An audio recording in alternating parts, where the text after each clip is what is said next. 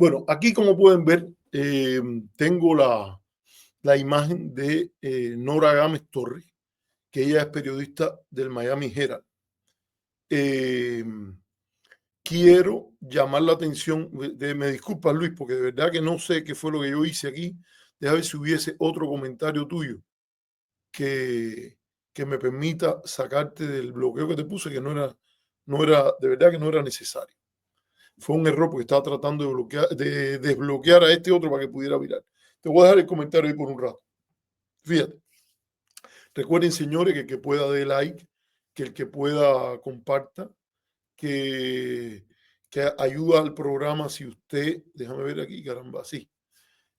Ayuda al programa si usted le da like, si lo comparte, para expandirnos en nuestras redes sociales. No sé cuántos likes tendremos ya, pero sería interesante porque aquí en me aparecen 3, me imagino que tengamos un poquitico más.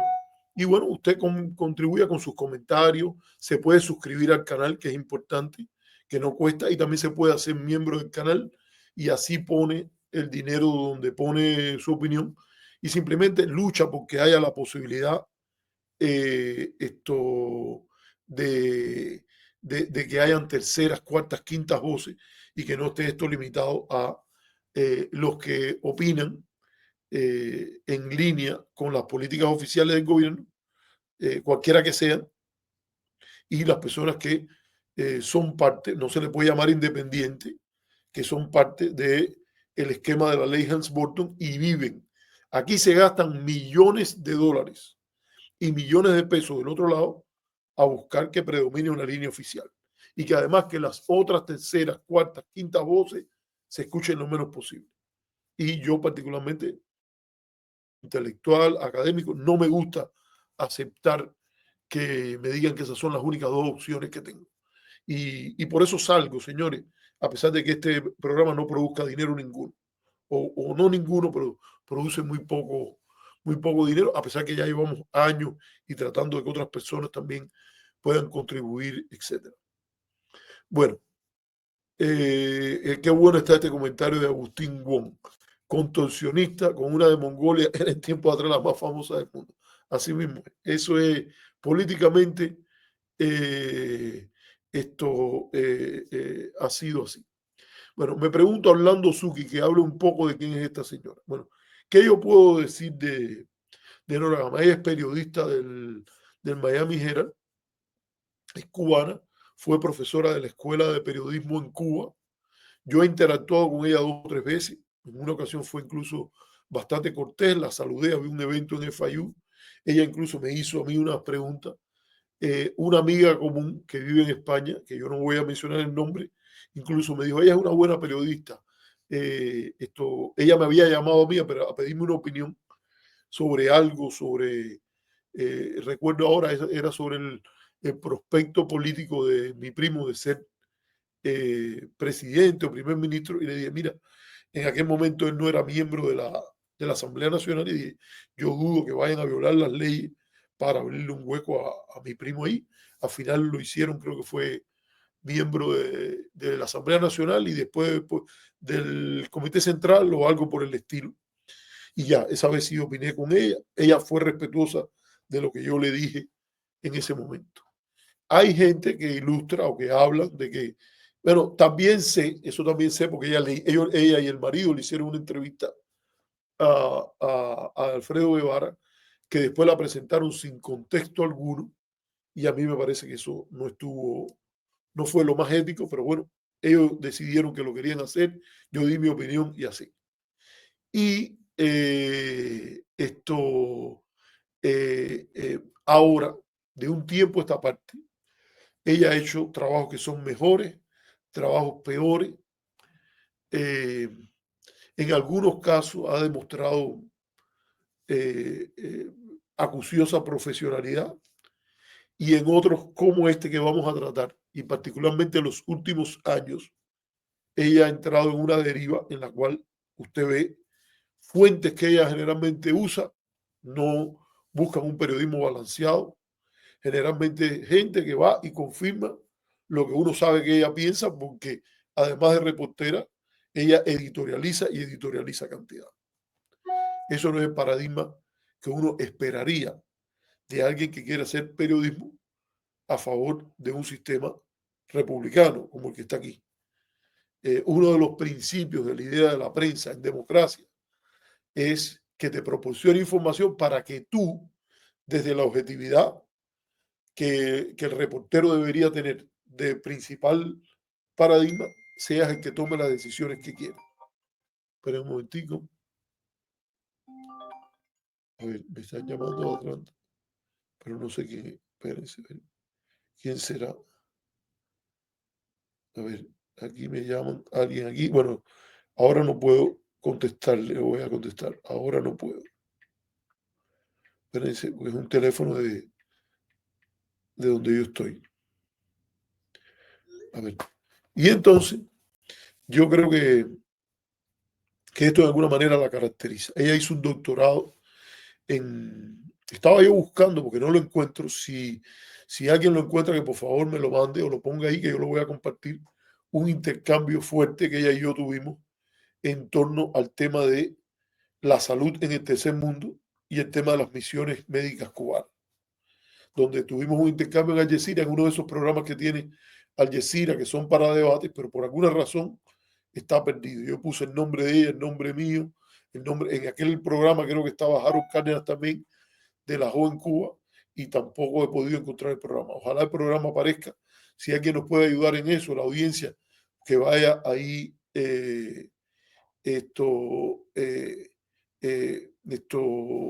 lo encuentre y me lo mande con gusto, porque yo quisiera volverlo a poner, porque yo estoy muy orgulloso de lo que le dije en aquel momento.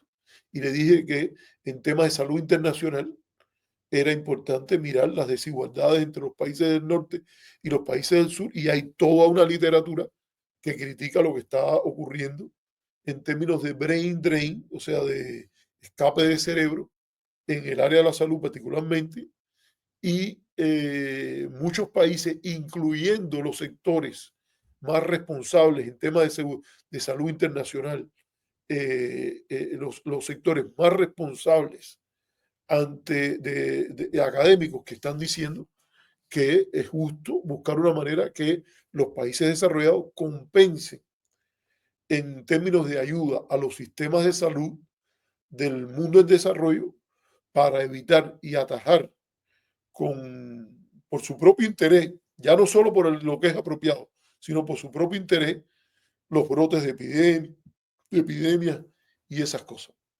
Entonces, ella creo que se puso un poco brava porque yo no le decía doctora, y yo después, sin ningún problema, ella es doctora, es graduada de una muy buena universidad, tengo entendido que es la London School of Political Science and Economics u otra universidad en el Reino Unido, que es un lugar donde hay muy buena educación, entre otras cosas, por el elemento de élite, pero también por las inversiones que para toda la población hizo el Partido Laborista de matriz socialdemócrata, al cual mucha de esta gente, como pasa con esto de las becas, mucha de esta gente se beneficia y después sale corriendo a abrazar la derecha sin decirlo. Oye, yo era un pobre cubano, yo era un profesor en una universidad en la cual no teníamos recursos para que me mandaran acá.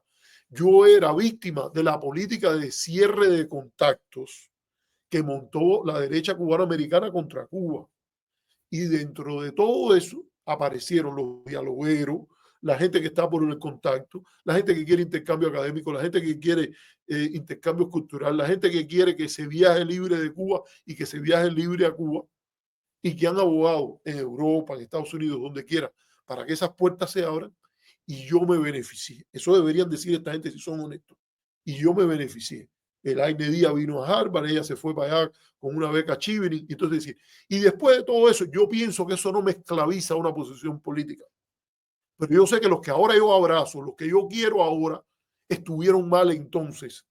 Fíjense, y yo me beneficié de ellos. Y yo, así que lo digan ellos así con toda honestidad, yo después que subí por ahí, no, y me beneficié, no quiero plantarme en duro y decir, intercambio académico sí, becas para los cubanos sí, viajes a Cuba sí. Y entonces vaya que lo digan así. Yo creo que eso es lo honesto que ellos pueden decir, porque no está bien eso de subir la escalera y después darle la patada para que nadie más suba. Esa es la verdad.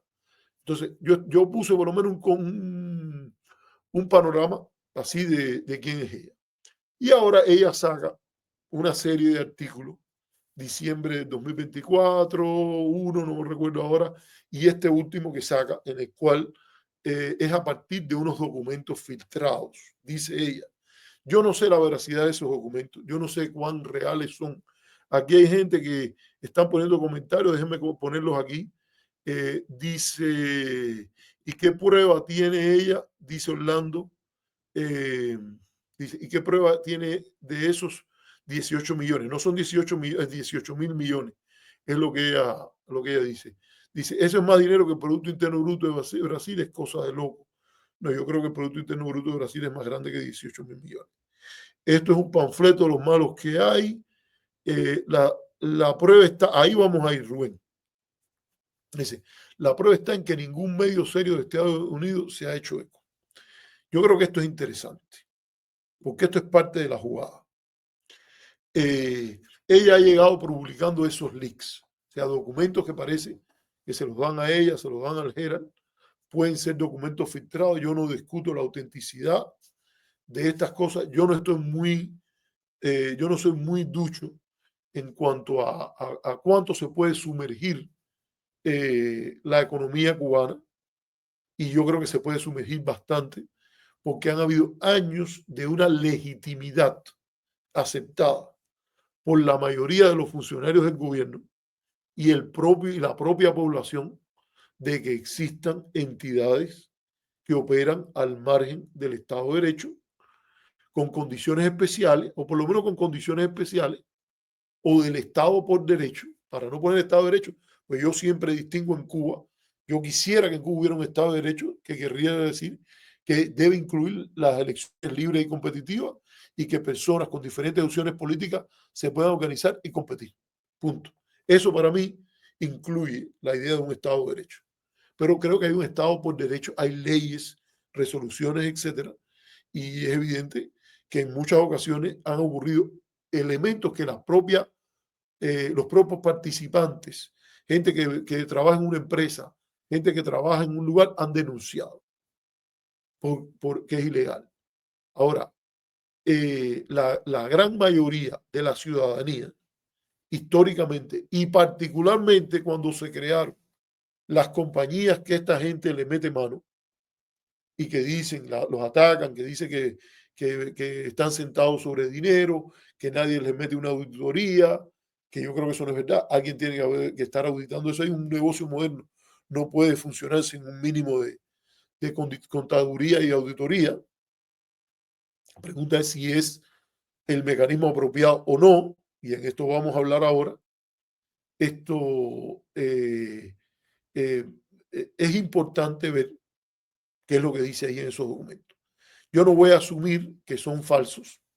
Yo voy a asumir simplemente que hay incertidumbre sobre lo que allí dice, están confusos las cosas que dice, y está confuso también la legitimidad, la veracidad de esto. O sea, esto no viene de la fuente, y no te dicen quién se los dio, y yo entiendo por qué no lo dicen, porque están temerosos, la persona puede estar temeroso de represalia, etcétera. No estamos hablando de un ambiente normal, estamos hablando de condiciones en las cuales hay una guerra económica contra Cuba, y de Cuba hay una política de defensa frente a esa guerra.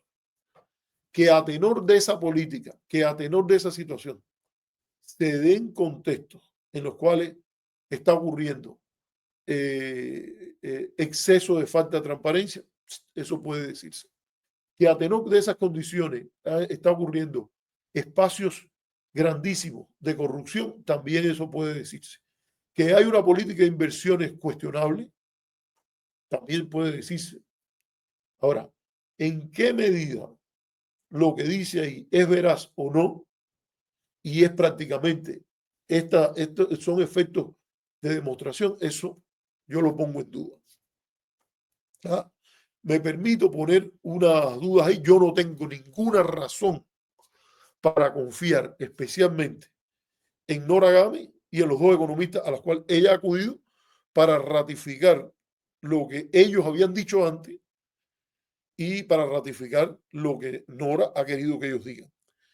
Aquí no hay, en ese artículo no hay discusión de nadie, no le pusieron esos documentos en la mano a alguien que tú puedes decir, oye, esta persona ha tenido una actitud de darle al gobierno cubano el beneficio de la duda en la existencia de estas organizaciones. Que son la gente que yo creo que también habría que ir, ¿no? Poner un debate, poner una posición diferente. No, no hay eso. Esto es un artículo redactado entre amigos, un análisis redactado entre amigos, una discusión redactada entre amigos y cuya veracidad cualquiera puede poner en discusión. Yo no le estoy poniendo en discusión, yo simplemente estoy partiendo en mi análisis. Vamos a asumir que ahí hay un elemento que es fundamentalmente verídico, pero vamos a recordar lo que está pasando con esto. Fíjense,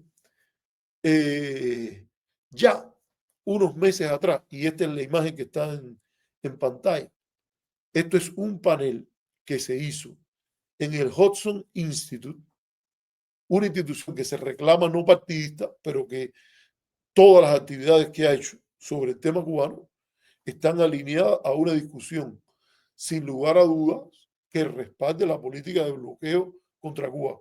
¿Quiénes son los que están conectados con eso? Yo no puedo decir.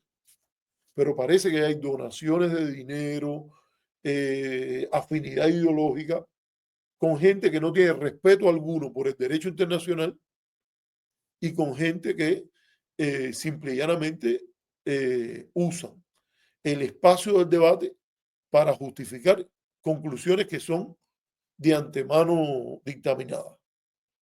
Este evento del Hudson Institute, en el que participó Nora Gamis, contó además con la presencia, déjenme ver, voy a ver si puedo compartir el sitio del Hudson Institute sobre el evento. Aquí está. Voy a compartirlo. Usted puede ir y verlo, fíjense. Porque a mí después llega gente que me mandan correos como muy orgullosos de que, bueno, de todas maneras has divulgado lo que estábamos haciendo contra la dictadura. Mire, a mí no me importa.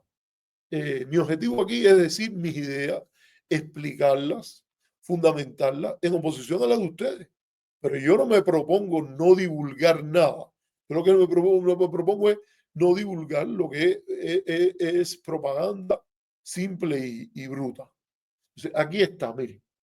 Este debate que se dio se llama La cleptocracia de Cuba, cómo trabaja y por qué importa. Es un evento pasado que ocurrió nada más y nada menos. La fecha está ahí en el Hudson Institute. Le voy a decir cuándo ocurrió. Déjenme ver aquí. Espérense, porque aquí estoy buscando la de esto. Esto ocurrió el 1 de mayo del 2025. Ya allí, por cierto, el Hudson Institute, el que siga otros temas de política internacional, se da cuenta que el Hudson Institute está haciendo caja de resonancia para justificar, proveer munición ideológica y política a varias de las políticas de la administración Trump. Esto está asociado, fíjense, esto es un matrimonio hecho en el infierno. De un lado está el aparato de agitación y propaganda pro bloqueo, con el cual el Hudson Institute ha estado muy imbricado, y la otra con la administración. Aquí no es muy fácil, no es muy difícil. O sea, es muy fácil darse cuenta que lo que se está montando es una operación de refuerzo de las sanciones. Es una operación de refuerzo de las sanciones. Y lo que hay aquí no es una discusión auténtica, donde hay múltiples opiniones, donde se pueden discutir cosas. Esto que dice Héctor López, a mí me parece que es verdad. Es respaldar sanciones cuyo objetivo final no es matar al pueblo cubano. Ahí no estoy de acuerdo con Héctor, que ese es el objetivo final y yo quiero ser objetivo. Es llevarlo a la desesperación por hambre para que se rebele.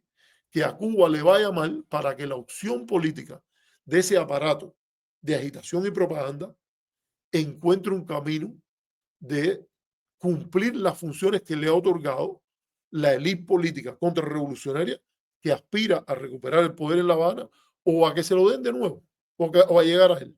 Y del cual el Miami Herald y particularmente las posturas de Nora Agame se han hecho parte. Esa es la realidad. Fíjense, hay consecuencias que son muy difíciles de discutir y coincidencias que están bien claras. O sea, no es que este documento se revele, este documento pudo haber sido revelado, puede ser cierto, puede que no, esas cosas ahí. Ahora, el tipo de debate que lo ha rodeado es un tipo de debate extremadamente sesgado, sin espacio alguno en la discusión democrática e ilustrada para puntos de vista contrarios. Sí, yo sé esto de que la revista Forbes, eso, pero todo esto, por ejemplo, eso que pasó con la revista Forbes, no Fox.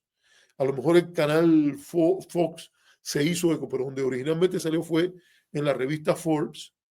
Se paró enseguida porque Fidel Castro dijo, dígame dónde está, muestren las pruebas, que si muestran ustedes las pruebas, yo renuncio. Y Fidel Castro no renunció, entre otras cosas, porque tampoco les presentaron las pruebas. Entonces se da ese debate, eso no es de ahora. Fíjense cómo esto viene. Como en diciembre de 2024 ya salen unos cuantos artículos de estos que están marcados por la hostilidad al GAE. Después, ya en mayo, están en esto. Ya de antemano están metiéndole caña, atacando el tema de las remesas y el tema de los viajes y la idea de sancionar más a Cuba. La idea de cortar los viajes, la idea de cortar las remesas. Y en este contexto es reforzar el diagnóstico de que en Cuba lo que hay simplemente es una pandillita en el poder. El accidente que ocurrió el 26 de julio del 53, que según dice el secretario de Estado Marco Rubio, es cuando se acaba la democracia en Cuba, cuando Fidel ataca a Moncada, no cuando Batista da el golpe de Estado. Muy curioso, nadie de esta gente se atreve a decirle al secretario de Estado, mira, hablen de cualquier cosa, hablen bien de él, pero de buena a primera, métanle el tarrayazo. Así, mira, el cuchillo en el cuello, fuácata ahí. Y digan esto nada más, que el secretario de Estado se publique en el Herald en algún lugar, que el secretario de Estado se equivocó grandemente cuando dijo que la democracia en Cuba se había acabado el 26 de julio de 1953, y ya, vaya, sigan en lo suyo. Pero yo sé que esta gente son tan implacables que no te perdonan una. Que no te perdonan una. No importa que tú seas crítico del gobierno cubano, como he sido yo, no importa que tú digas, mira, esta estructura no es efectivamente, esta estructura no se alinea con la Declaración Universal de Derechos Humanos, ellos van por ti porque lo que ellos quieren es el poder. Y con tal de buscar el poder, ellos no pueden tolerar disidencias como la que gente como yo representa y la que representan otra gente. Y le tiran con todo. Te mandan a las instituciones del gobierno a investigar, te hacen de todo lo que ellos puedan porque así son. Fíjense, para que quede claro. Entonces, aquí, esto es evidente, son coincidencias que a uno le pueden, tú puedes decir, una está bien, dos, bueno, vamos a ponernos sospechosos, pero tres, cuatro, que todo vaya dando así en el caminito de preparar el bombardeo ideológico para más sanciones. Y ahí ocurre este evento en el Hudson, que yo no sé por qué no lo han invocado. Parece que ahí fue el cocinado para las personas que estaban en el agitprop de la administración y también para los funcionarios que encontraran municiones para decir lo que ya estaban diciendo María Elvira Salazar, primero Marco Rubio, segundo Mario Díaz Balart, tercero María Elvira, primero Marco Rubio, segundo Mario Díaz Balart, tercero María Elvira Salazar y Carlos Jiménez.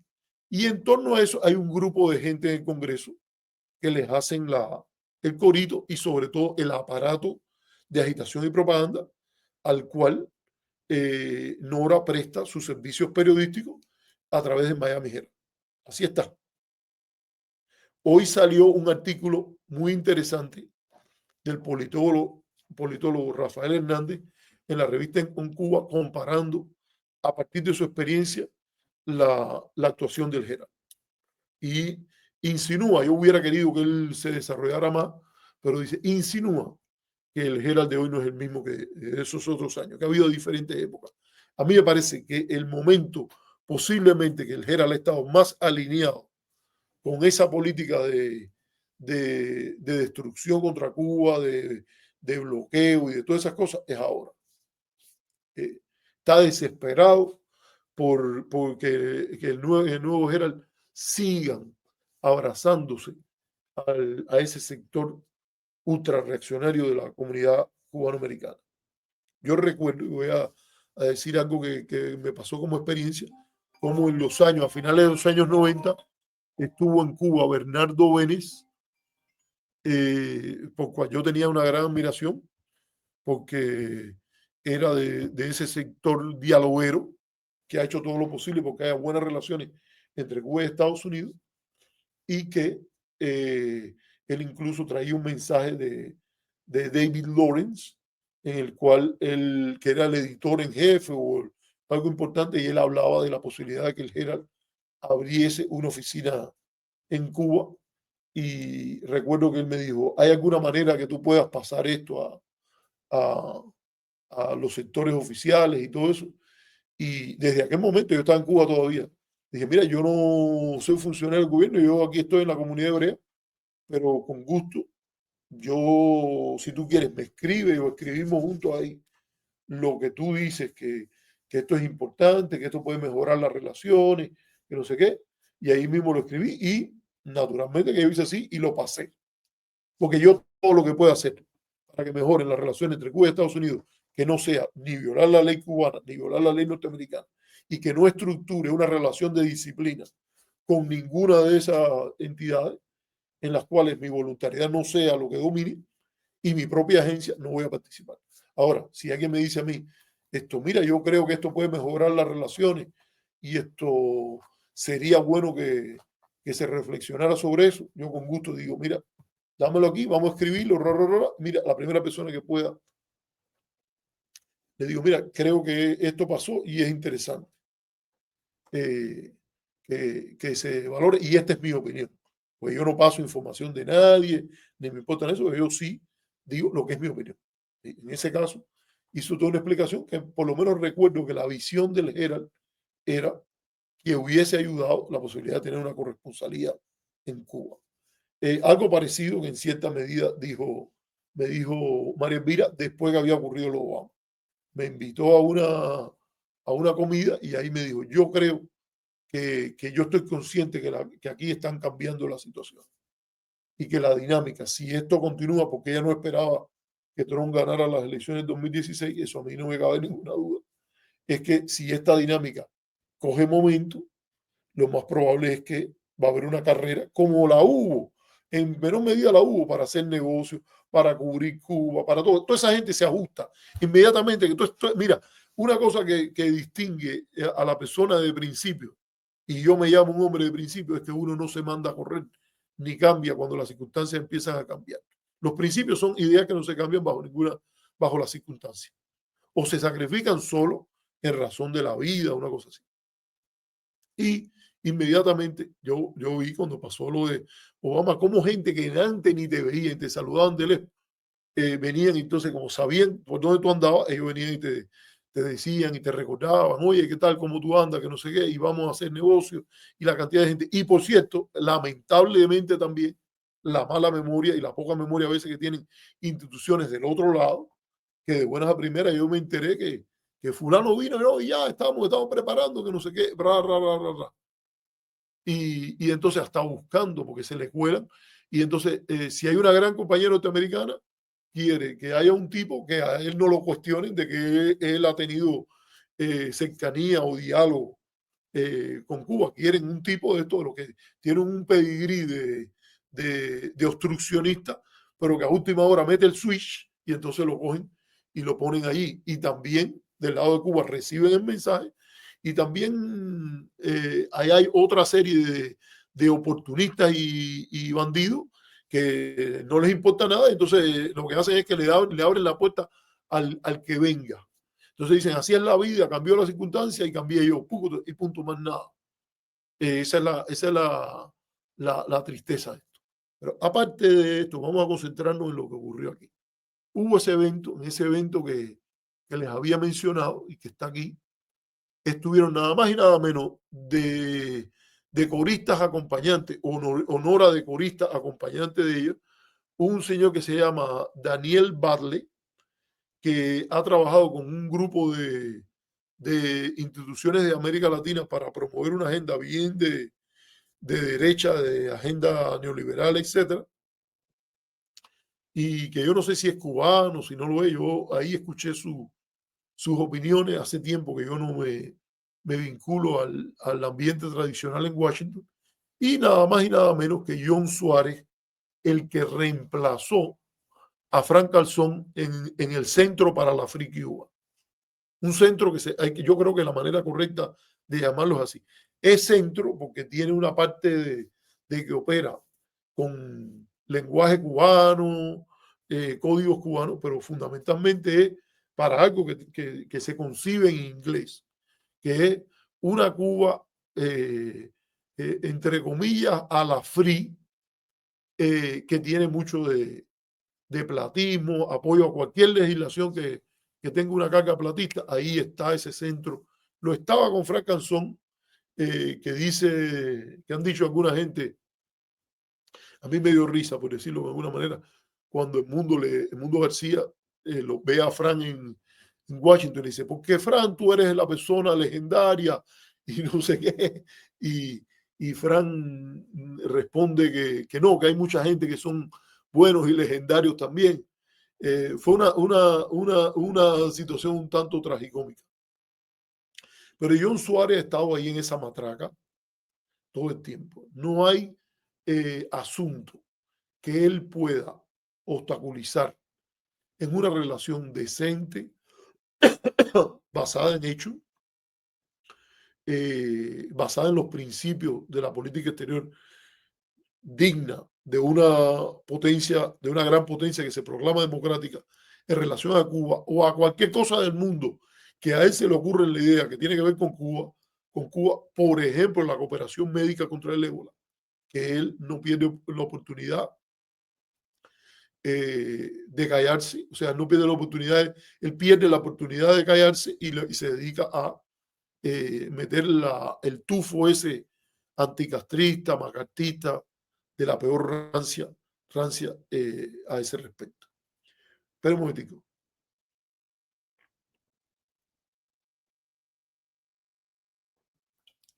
Orlando. Ok, mándamelo, Orlando, mándame ese nombre y un gusto.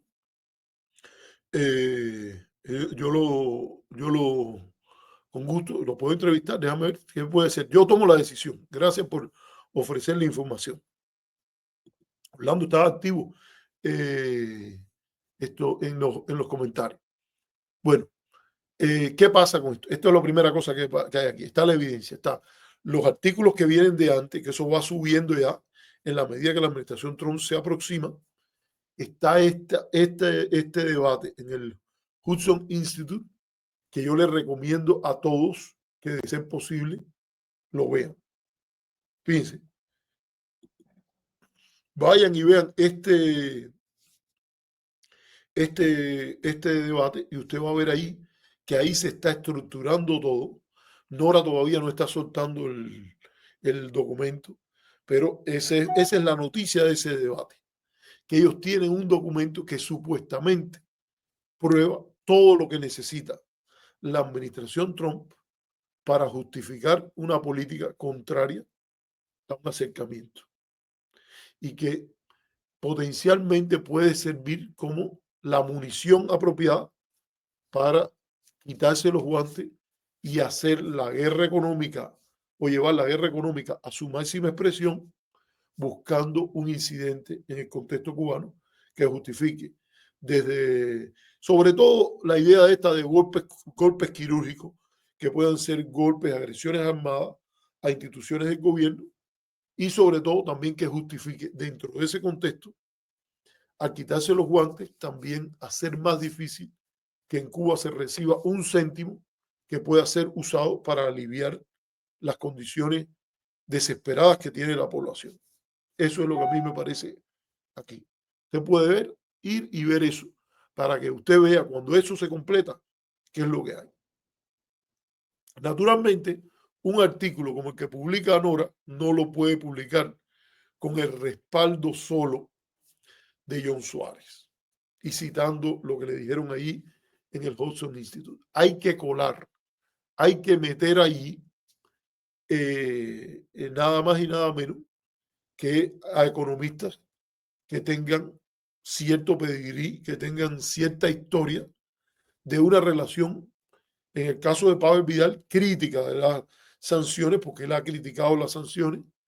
En otros momentos, incluso hace un año más o menos, compartimos un panel en el cual Pavel dijo en medio de la sesión, que la mayor culpa de los problemas de Cuba la tiene el gobierno cubano, no las sanciones, pero que las sanciones eran un elemento importante y particularmente dañino al desarrollo del sector privado.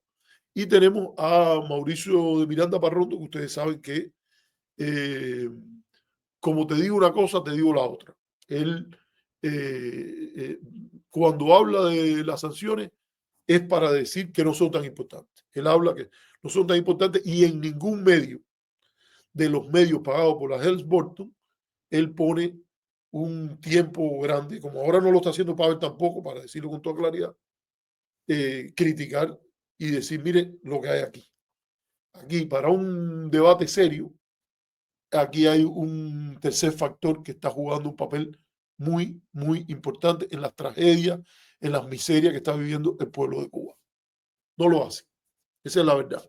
Ni en el Centro Cuba, el proyecto Cuba ese de la Universidad Sergio Arboleda, que está ahí en Colombia y donde hay siempre, ellos les ha sobrado oportunidad para coger y en medio, eso yo creo que es la última, la que justificaría de verdad que tienen cierta independencia del dinero, aunque no es tanta, aún así no fuera tanta, pero de coger un lugar donde te viene Mario Pentón con el dinero de Radio Martín, el dinero que está hecho para defender el bloqueo, y tú ahí coges y le bajas una descarga, como yo te digo, yo no le estoy pidiendo a nadie que no haga lo que yo hice.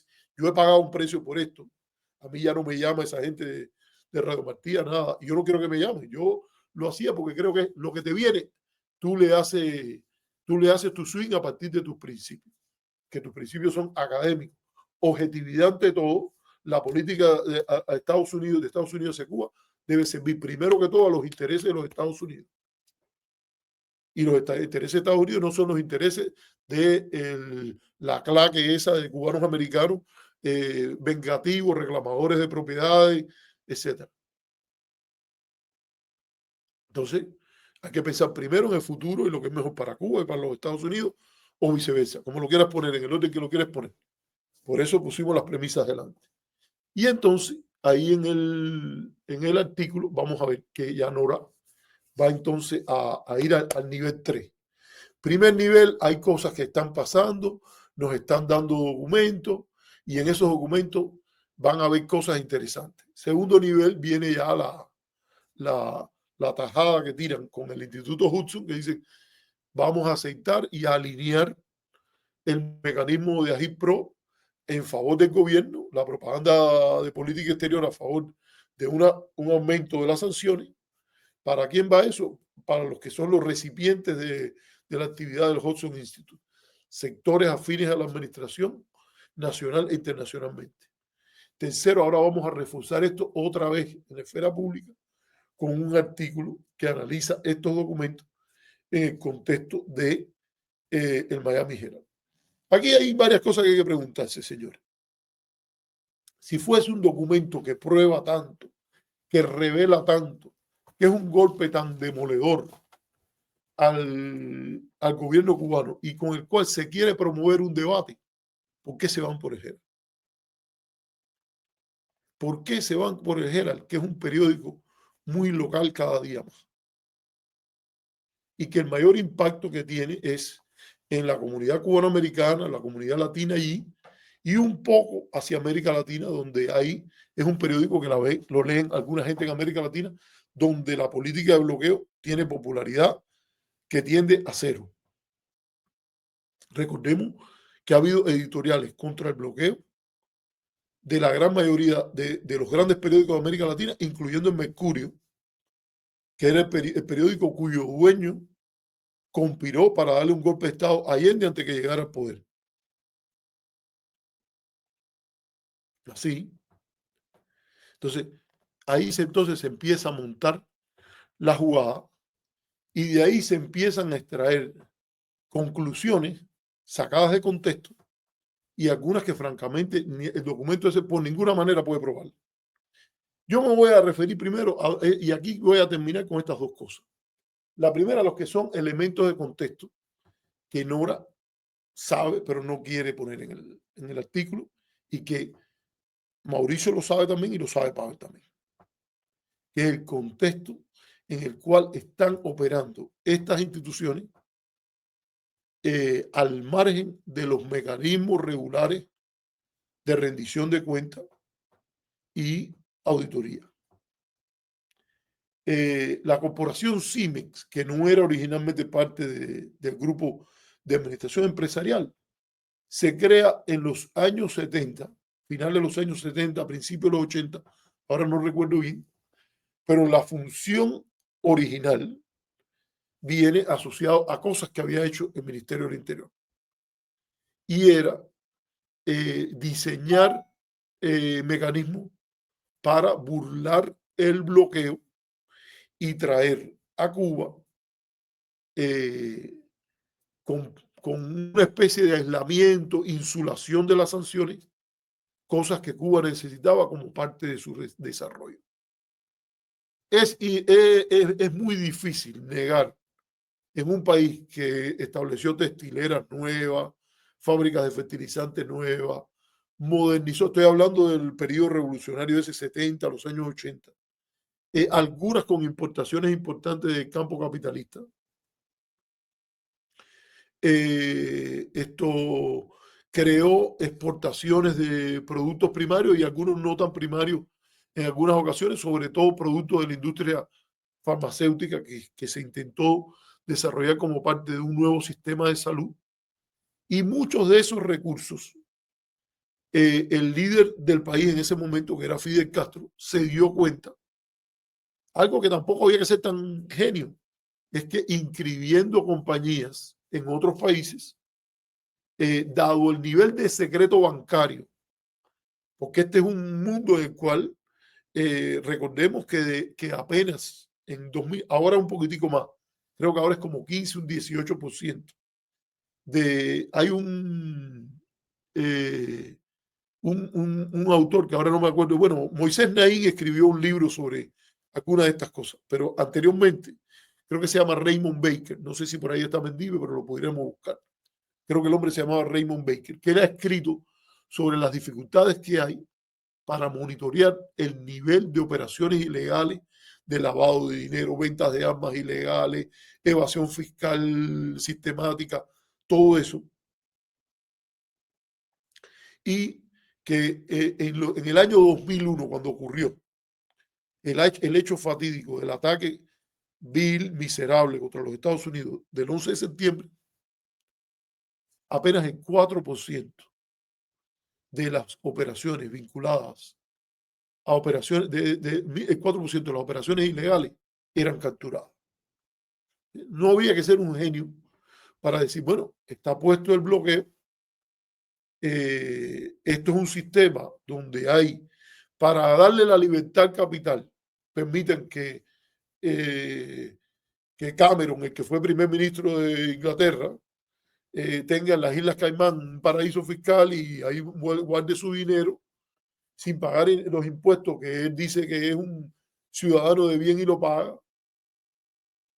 Que en Estados Unidos haya mucha gente que cree en una compañía como Bacardí y la inscriban en las Bahamas, pero que cuando pase que le quiten algo a Bacardí como lo de Cuba, gastan el dinero en hacerle un cabildeo en Estados Unidos. O sea, si tú vives en Bermuda, Bahamas, para pagar impuestos ahí, lo lógico sería que tú le reclames al gobierno de Bahamas, de la Bermuda, que vaya y le reclames al de Cuba.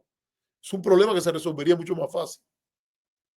Ahora, para Cuba, no, ahí se van y son más norteamericanos que nadie y van y dan dinero y participan como agentes exteriores o como ciudadanos locales en la defensa de y la intervención en los asuntos, en la política norteamericana, así como ciudadanos norteamericanos, gastando dinero que les queda en gran medida por la evasión fiscal que hacen en todos estos paraísos fiscales. A ver qué estoy diciendo yo, porque a cada rato veo que me lleva una amenacita y que me denuncian aquí, que me denuncian acá. ¿Qué es lo responsable con Estados Unidos? Que todos los impuestos de todos ciudadanos norteamericanos se paguen aquí. ¿En qué se debe? En que un elemento que golpea la capacidad de Estados Unidos para pagar sus deudas, que eso le hipoteca el futuro del país, hipoteca la capacidad del dólar, y para darle el bienestar general y que haya un ambiente de más concordia nacional, es que todo el que sea norteamericano, por rico que sea, pague su impuesto aquí y que no lo evada poniendo el dinero en otro lugar. A ver, cuando si algún día este debate llega a algún lugar legal, público, esto hay que ponerlo sobre la mesa. ¿Quién es el antinorteamericano aquí? Y entonces, para recordar eso, ese contexto, se crearon instituciones como CIMEX, como la corporación CIMEX, algunos le dicen CIMEX, pero no me gusta decirle CIMEX porque CIMEX también es el Centro de Investigaciones Médico-Quirúrgicas, que era una clínica muy importante, que es una clínica muy importante en Cuba. Entonces, de ahí, ¿cuál era el objetivo? Fundamentalmente, burlar el bloqueo. Ese elemento de origen es muy importante ponerlo sobre la mesa. ¿Por qué es muy importante poner ese elemento sobre la mesa? Porque ahora venir y meter la trova que mete Nora, que mete Mauricio, sobre la transparencia y la falta de transparencia. No, chicos, mira, yo estoy de acuerdo contigo que hay que funcionar sobre la base de la transparencia. No hay mejor desinfectante que el sol, que a la luz, ahí, todas las transacciones económicas que haga una empresa pública como una empresa privada, que aparezcan en sus estados fiscales y que sean de acceso para todo el mundo. Ahora, no se te olvide, Pipo, que cuando esa transparencia, si se aplica, van a usarla para aplicar una política que en el caso de Pavel y Mauricio han dicho que es incorrecta, que le hace daño al pueblo, que, que le hace menos daño, más daño al sector privado que al sector público. Entonces, ¿qué es lo que tú quieres? La transparencia ideal esa de abrirse a todo el mundo, para que todo el mundo lo que tú estás haciendo en medio de una guerra. Oye, mira, el ataque por sorpresa va a venir a las 4 de la mañana. Estén listos. Lo llamamos. ¿Están listos ustedes? Porque ya nosotros estamos listos. Son las 3:50 y no queremos que, bueno, las 3:50 no, son las 12 de la noche y no queremos llegar ahí a las 4 de la mañana y ustedes se sientan sorprendidos por el ataque por sorpresa. No, aquí hay una guerra económica, Pipo.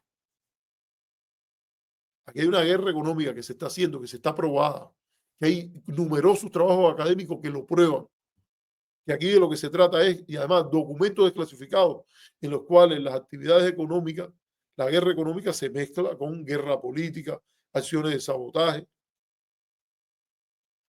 o hacer algo para que se pudra el azúcar cubano que pasó en Puerto Rico y que cuando se abra en la Unión Soviética aquello despida un olor a mierda, es un acto noble, lindo y bueno.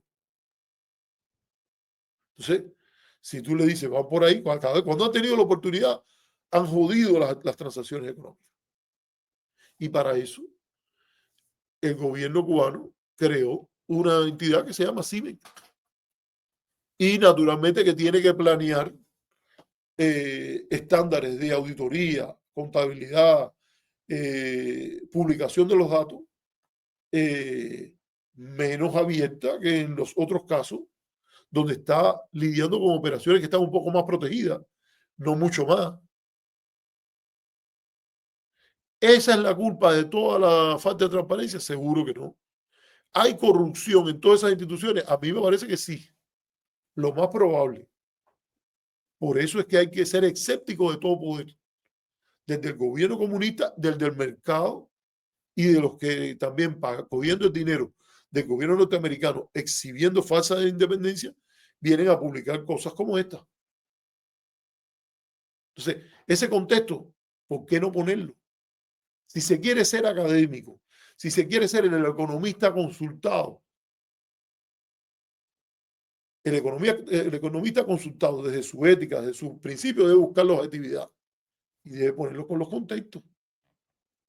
Y es, mira, hay falta de transparencia, vamos, esto es un problema, la falta de transparencia, vamos a preguntarnos qué puede hacer el gobierno cubano para que no haya transparencia, para que haya transparencia y qué puede hacer el contexto externo para que esa transparencia se haga inevitable, probable, darle las municiones respectivas, no a los que promueven una política ilegal, inmoral y contraproducente, sino a los que abogan por reforma y buscan una transición de la ley a la ley, en la cual ganaríamos todos, todos ganaríamos, desde el más comunista verdadero hasta el más demócrata a rajatabla del otro lado, porque a mí, honestamente, el anticomunismo por el anticomunismo, yo lo veo a la manera de Sartre, que sé que lo veían mal,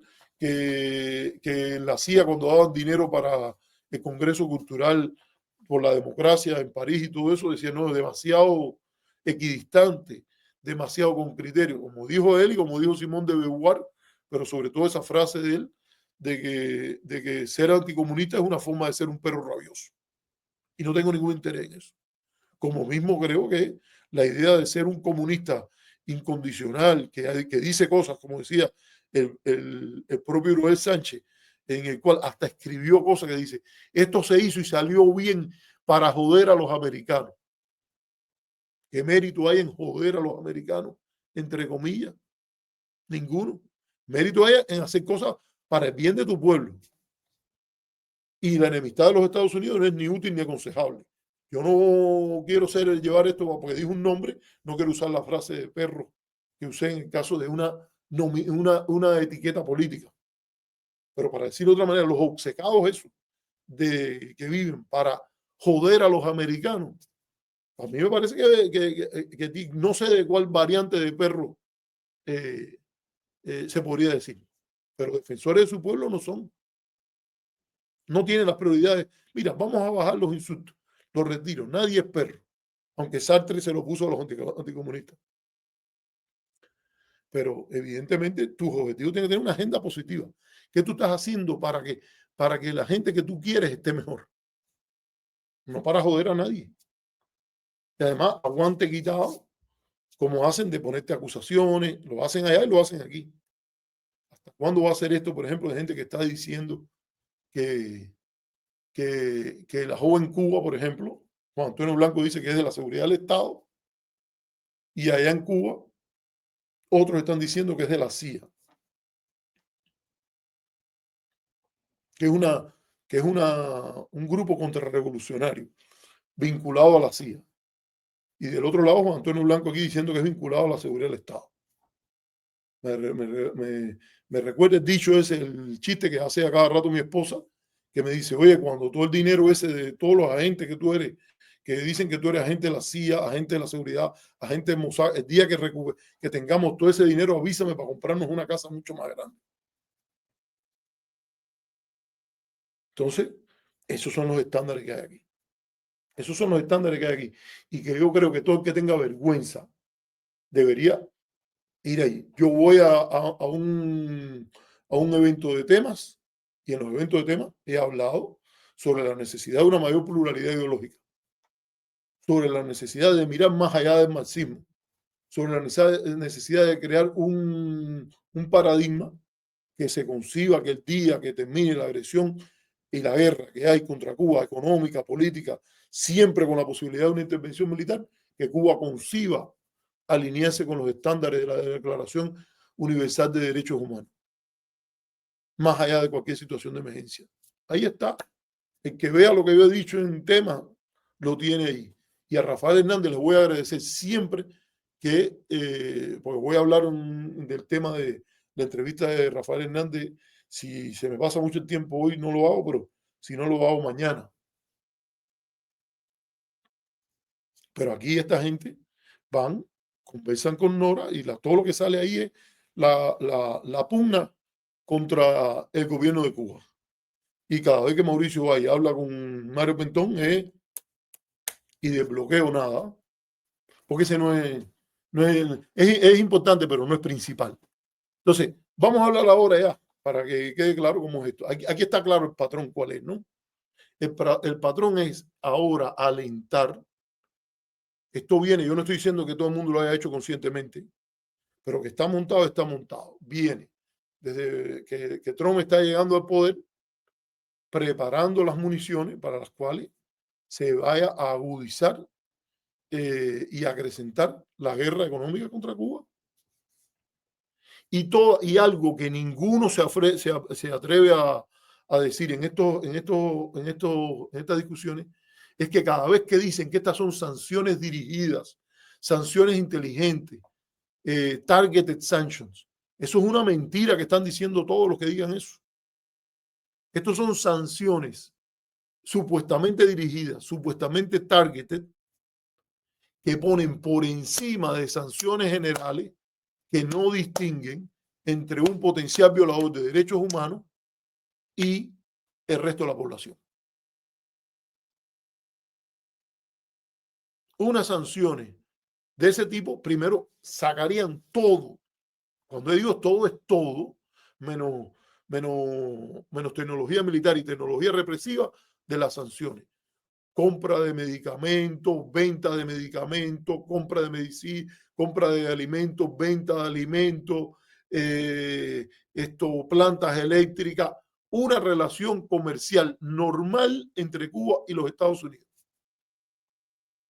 que incluyese entonces personas, entidades, instituciones vinculadas a proyectos que demuestren una naturaleza contraria a los intereses de los Estados Unidos en el mundo. Esas instituciones, esas personas estarían, como se dice, targeted. Se les marcaría y las sanciones fueran ante ellos. Ese no es el tipo de sanciones que hay con Cuba. Dejen de mentir en eso. No hablen más. Tú no puedes hablar de una sanción dirigida. Tú no puedes hablar de una sanción inteligente si el esquema general es un esquema de sanción bruta, que es para golpear, que está concebido en el esquema del memorándum de Marjorie y está concebido por gente como Jesse Helms, como John Bolton, que es leña contra ese país por la mañana, por la tarde y por la noche, para que el pueblo se desespere, que pase hambre y estalle. Y están buscando el incidente todos los días. Y todos los días yo me imagino que debe ser parte de la jugada que el gobierno cubano está haciendo todo lo posible por evitarlo. Manejar la escasez, manejar los pocos recursos que tiene, que no son tantos, incluso si fueran esos 18.000 millones de dólares para una población de 9 millones y que tendrían que lidiar con la vida de todas esas personas el año entero, porque ese dinero está saliendo, esa es la parte más dinámica y más rentable de la economía cubana. Hay un tongonal de empresas en la cual tiene gente empleado que no da resultados. Que lo que habría que hacer, desde hace rato que lo dijo Solchaga, el ex ministro de Economía de Felipe González, es cerrarla y ver de qué manera las que producen permiten mantener en lo posible lo que entonces se identificaba por este hombre que era del Partido Socialista Obrero Español y que lo han pintado como que aquello era, Fidel Castro ha dicho que aquello era como la propuesta más neoliberal del mundo. Yo creo que no lo era. No lo era por lo que yo he visto. Yo no he podido leer el documento completo, pero sí he visto estudios, referencia al informe Solchaga y yo creo que hay muchas cosas que hacen cierto sentido. Entonces, yo creo que hay que hacerse esa pregunta también. ¿Por qué si esto de verdad era para romper el cascarón, para crear un debate real sobre cómo el bloqueo no juega el papel que juega, como ha dicho Nora en el artículo segundo, cuando saca lo de las 5 conclusiones del documento, que no salen del documento? De que hay un Estado dentro de otro Estado, una de las conclusiones que trabaja, por ejemplo, Pablo Vidal y esta señora, no sale del documento. Es un documento que dice, hay esto, hay esto y esto. ¿Cuál es la relación entre el GAE, que es otra entidad que se crea después, a partir de una voluntad de hacer transformaciones importantes, el llamado perfeccionamiento empresarial en la FARC? De ahí sale Gaviota y se crean otras condiciones. Se empieza a operar de un modo, un track que parecía más cercano al mercado. Esto, de ahí sale que es un estado dentro de otro estado, ¿no? De ahí sale que tiene reglas especiales y que tiene su propio sistema de cuentas y que no es auditado por la Asamblea Nacional, algo que ya se sabía. Y en cierta medida podría hablarse de una forma de auditoría indirecta, porque las Fuerzas Armadas rinden cuenta legalmente, por decirlo de alguna manera, ante la Asamblea Nacional. El tipo de relación cívico-militar que existe en Cuba no es de mi preferencia, para decirlo con toda claridad. Pero eso, de ahí no se salta a que el diagnóstico de que las Fuerzas Armadas son un Estado dentro de otro Estado.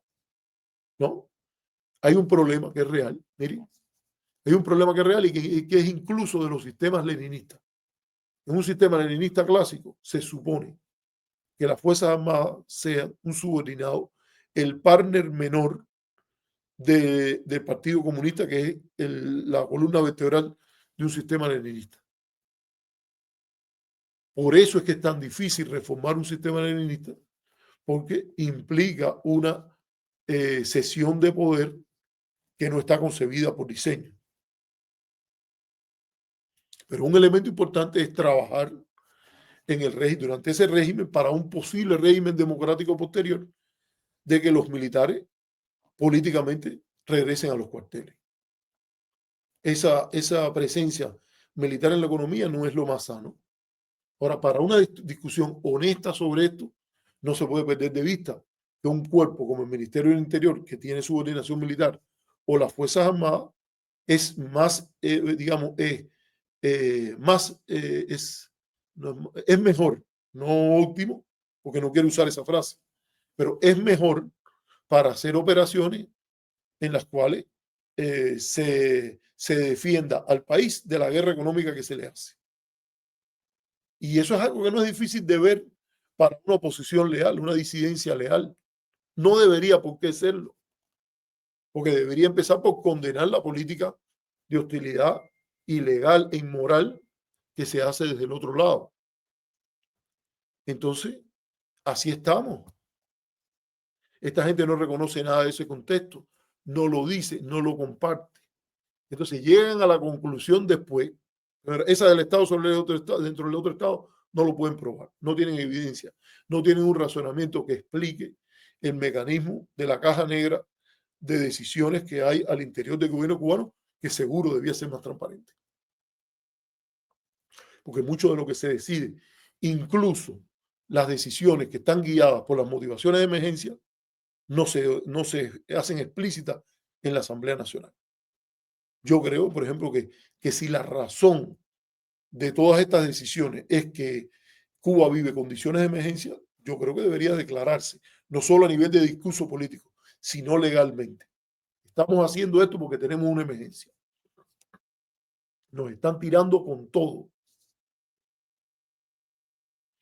Y están tratando de que este país estalle por hambre y desesperación. Y es lógico que para defendernos tenemos que protegernos y usar a los cuerpos militares para participar en algunas de estas actividades, porque si no, no nos dejan que el petróleo llegue. Si tratamos de encontrar algo que nos lo vendan más barato, ellos van a llegar y poner una oferta. O van a amenazar a los que nos vendan cosas con castigo. Y nadie está pidiendo aquí una salida de Cuba, para Cuba, que no sea la legal, la legítima dentro del derecho internacional. Nadie está pidiendo nada de eso. Lo único que se está pidiendo es simple y llanamente que se deje vivir a ese país y que se cumpla por parte de una gran potencia a 90 millas con las líneas, las bases, las normas del derecho internacional. arriba acepte todo, a cualquiera de esta gente, que acepte un debate sobre estos temas desde la base del derecho internacional y que gane aquel que se acerque más a las normas del derecho internacional, si esa es la regla del debate. Y ahí vamos. Y los derechos de Cuba, porque tampoco es difícil identificar lo que es una oposición o una disidencia leal. Eso no es difícil. Aquella que actúa dentro de los marcos de la definición de soberanía del país tal y como está definida en el derecho internacional. Punto. Así lo ve la gran mayoría, la abrumadora mayoría de los países. Y así lo ve Estados Unidos como proclama general. Estados Unidos nunca ha ido por el mundo diciéndole a la gente, la relación con Canadá está basada en lo que nos dé la gana a nosotros, no en el derecho internacional. La relación con Francia está basada en lo que nos dé la gana a nosotros, no en el derecho internacional. La relación con Nicaragua no dice que está basada en lo que nos dé la gana a nosotros. En principio no en el derecho internacional. Entonces ese es el patrón por el cual hay que decidirlo. Que no lo puso Cuba, que no lo puso Estados Unidos, que no lo puso México, que no lo puso nadie. Lo puso la comunidad internacional, que existe como comunidad de estados y define lo que es apropiado y correcto en las relaciones entre los estados y que generalmente se cumple. Se cumple mucho más que lo que se incumple. Claro que el poder juega un papel y se violan muchas de estas cosas, pero se violan en el margen. Sin embargo, esta gente que se llaman académicos no ponen nada de este contexto y que es parte del problema. Transparencia, sí, claro que sí. Es necesaria. El sol como desinfectante. Pero transparencia para que te obstaculicen la vida, para que te hagan a ti cosas que son ilegales de derecho internacional. Todo tienes que ser. Y la postura de todo el que sea leal a Cuba es, Cuba no se merece que le hagan esto.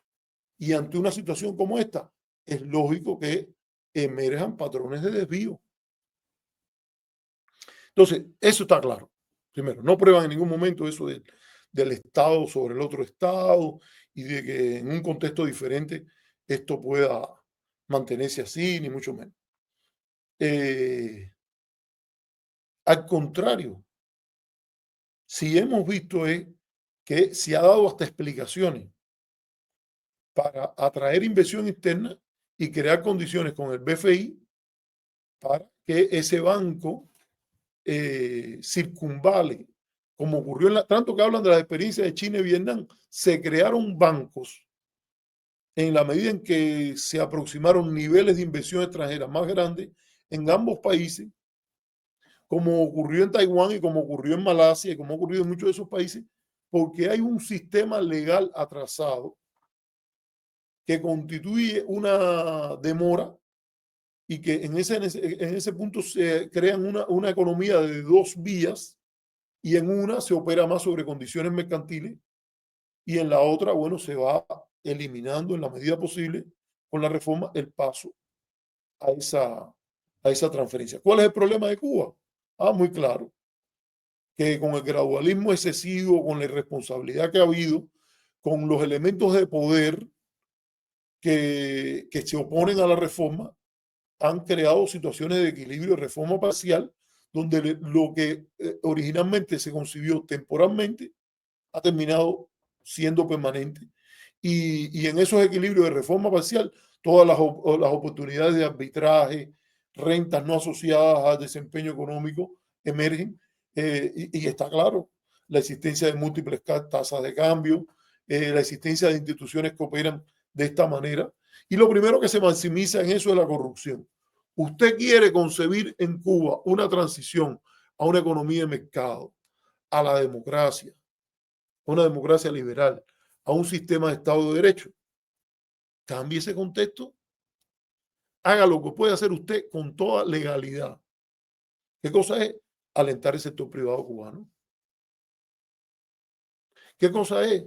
Alentar una relación público-privado en el contexto cubano donde la transparencia florezca y que se adopten estrategias en línea con minimizar los espacios de corrupción. De hecho, esto me pasó porque esto lo conversé hasta con gente de Google en su tiempo. Yo digo, si ustedes no entran, va a entrar China.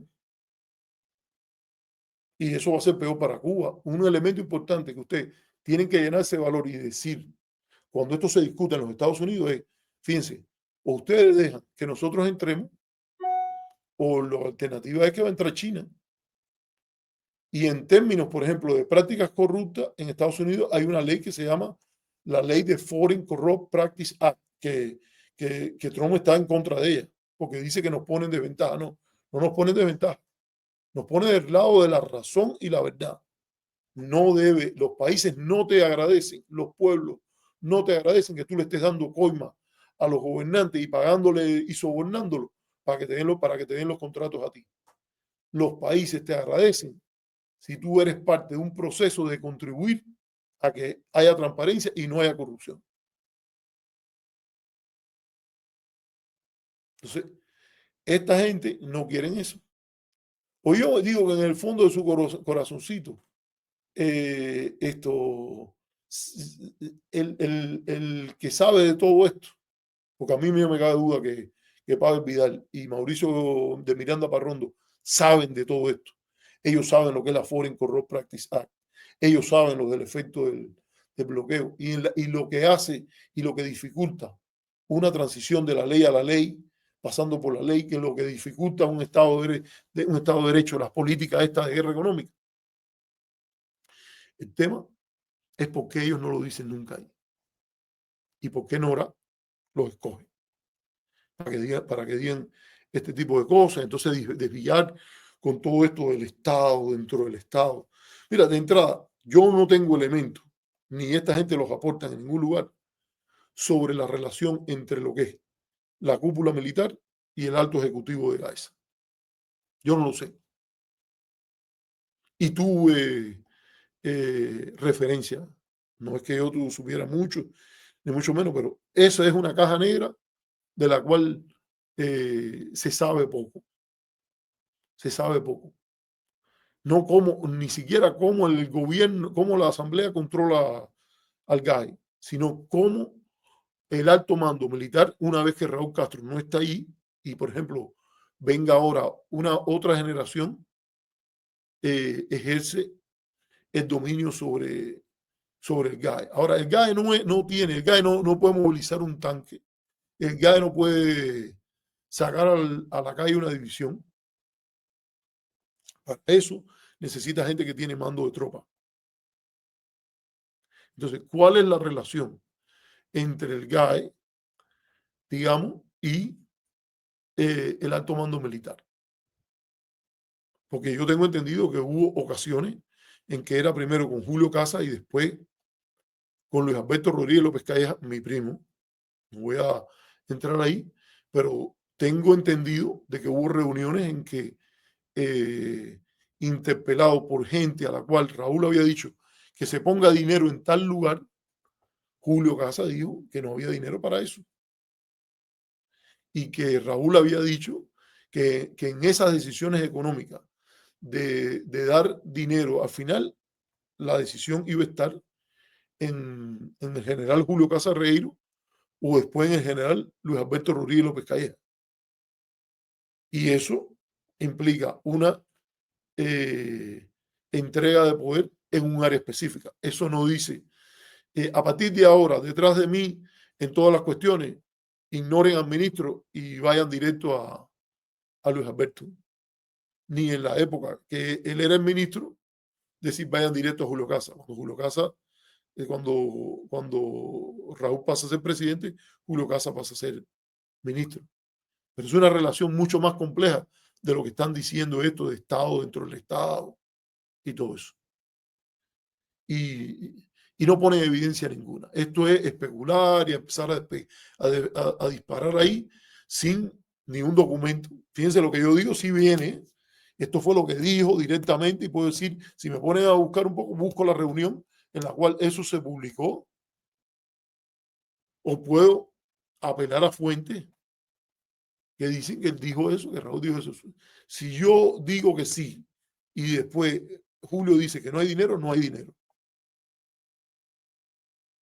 Entonces, esta gente, eso no es un Estado dentro del Estado. Eso es una decisión derogada, derivada en el cual se hable un frente en el cual el ministro de las Fuerzas Armadas dice, yo voy a delegar en esto. Si después la persona es el presidente y después el ministro esto pasa, habría que ver cuál es la historia en ese contexto. Señores, vaya, yo creo que lo he tocado de soslayo. La conclusión esa que nos dice Nora, de que contrario a la retórica oficial del gobierno, los problemas de Cuba no son, fíjense, estoy casi citándolo, porque lo miré y lo volví a leer y lo volví a leer, y después me di cuenta que Mauricio también repitió el mismo mantra. Mauricio de Miranda Parrondo, que es el presidente de la sección de Cuba del ASA, de la que yo no soy miembro. Yo no soy miembro de esa sección desde hace rato. Entre otras cosas, por una cuestión académica. Yo creo que los temas de Cuba deben ser tratados en contexto de comparación con otros países. Y esa sesión generalmente promueve un grupo de paneles en LASA, que generalmente es la gente que estudia Cuba, que son más o menos la misma gente, interactuando entre ellos. A mí me parece que una de las cosas más lindas que tiene las ciencias sociales es el estudio comparado, para ponerlo con toda claridad. Y ya, voy a dejarlo ahí. Entonces, ¿qué pasa aquí? Esa conclusión de que dice Nora y que después Mauricio también ha repetido, de que contrario a la narrativa oficial del gobierno cubano, y Nora lo dice así, que los problemas de Cuba son exclusivamente debido al bloqueo, este documento demuestra que hay dinero que no está siendo utilizado para resolver las penurias de la población. Lo de exclusivamente lo textual, lo demás usted puede buscarlo en el artículo. Primero, esto es una presentación falsa de la narrativa oficial. Esto es una presentación falsa de la narrativa oficial. Hay muchos huecos en la narrativa oficial del propio Raúl Castro y el presidente Miguel Díaz-Canel, en las cuales ellos dicen que la política del bloqueo es lo principal, pero también cargan en contra de causas que hay allí y que dice que son nuestras, que es la falta de trabajo con conciencia, del marabú que crece de lo más bonito alrededor de las carreteras. O sea, la narrativa oficial no es el exclusivamente. Vayan, corran y bórrenlo, que están tergiversando. Se les está viendo las costuras de lo que ustedes están queriendo hacer, que es primero justificar el bloqueo y después justificar que se agudice. Por eso le va. Y por eso es la política del Gerald de alineamiento con esa maquinaria de agitación y propaganda. Ahora, eso no es una conclusión que se derive de ese documento de ninguna manera. Todo esto es un invento. Eso lo estaban diciendo desde antes y ahora lo están diciendo igual. Y además ni se han tomado el trabajo de leer la narrativa oficial en su conjunto. Entonces, ¿de qué diablo estamos hablando? Es un conglomerado de empresas y es un problema. Porque todas las reformas económicas que han llevado a la posibilidad de desarrollo, un poco con la complejidad en el caso coreano, porque hay una cosa que se llama los chaebols, implican una demonopolización de la esfera económica y un espacio de aumento de la competitividad. Fíjense, no es tan importante el tema de quién es el dueño, sino de promover espacios de competencia. Por competencia que el gobierno cubano se ha negado a hacer, sentado sobre la acción de monopolios como es GAESA, como es CIMEC y como son muchas otras cosas más. Sí. ¿Quieren discutir el problema? De verdad, es la falta de competencia. Es la condición monopólica que tienen esas entidades. No quieren que le busque un autor para eso. Búsquese los trabajos de Joseph Stiglitz o de la Iniciativa para el Policy Dialogue sobre las transiciones en Europa Oriental. Y la Unión Soviética y China y Vietnam que hay ahí, que incluye, por ejemplo, el tema de India.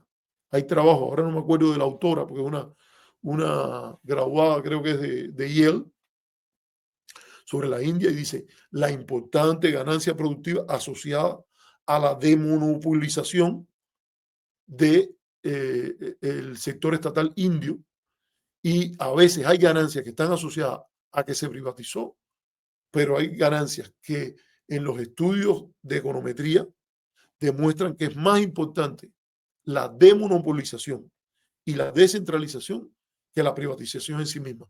La privatización ayuda porque la privatización en las condiciones indias o en las condiciones de Taiwán, por ejemplo, que es otro lugar donde hay estudios sobre eso, como el de Robert Wade, la privatización viene asociada a descentralización y demonopolización del mercado. Pero siempre y cuando tú lo que estás haciendo es tratando de cubrirle las espaldas a una política tan negativa como el bloqueo, no puedes entrar a discutir temas como estos que sí son más serios y que sí son un obstáculo real a la reforma.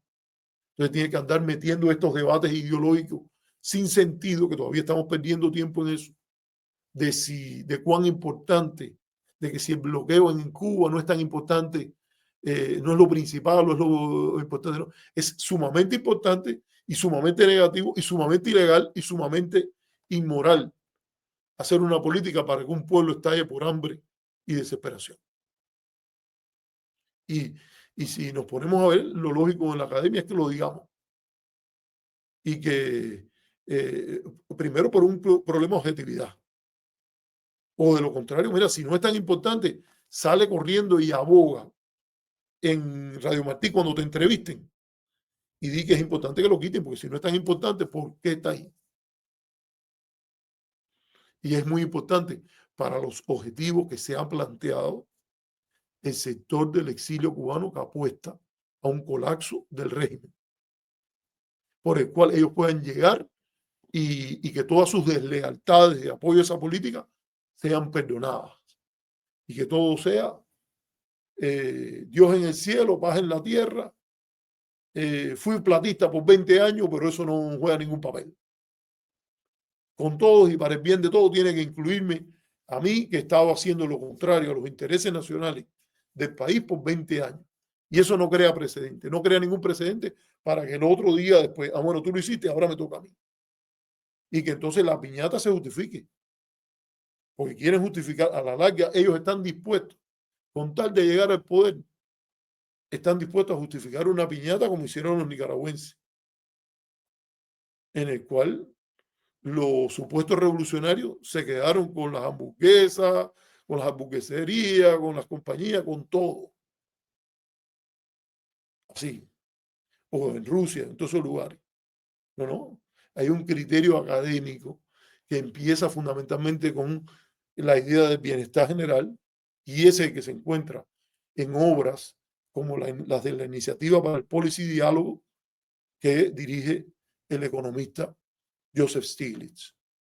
O lo que está haciendo ahora, por ejemplo, Jeffrey Sachs, que habló claramente que para la política de bloqueo es un desastre.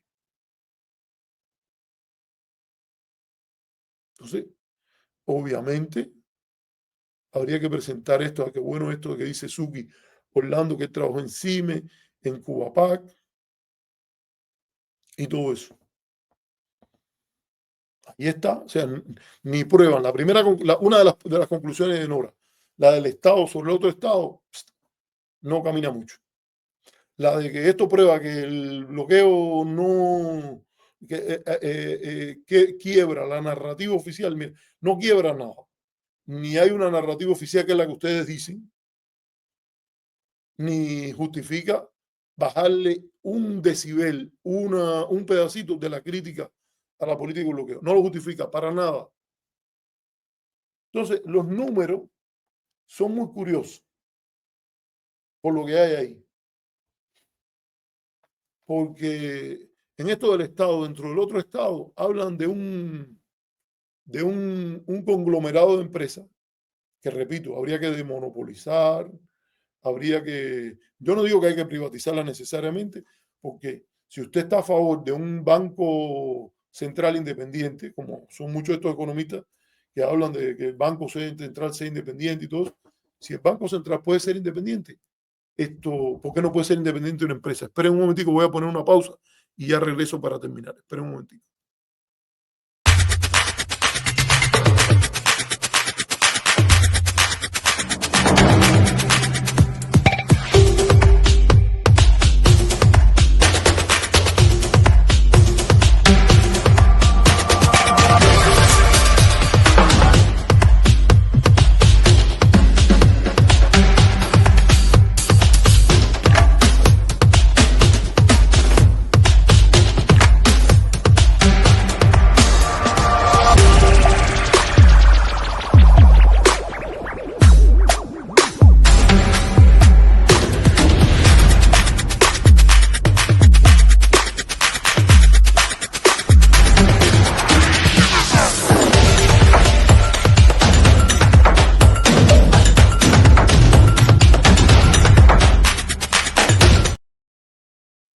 Entonces, señores, hay que decirlo así con toda claridad.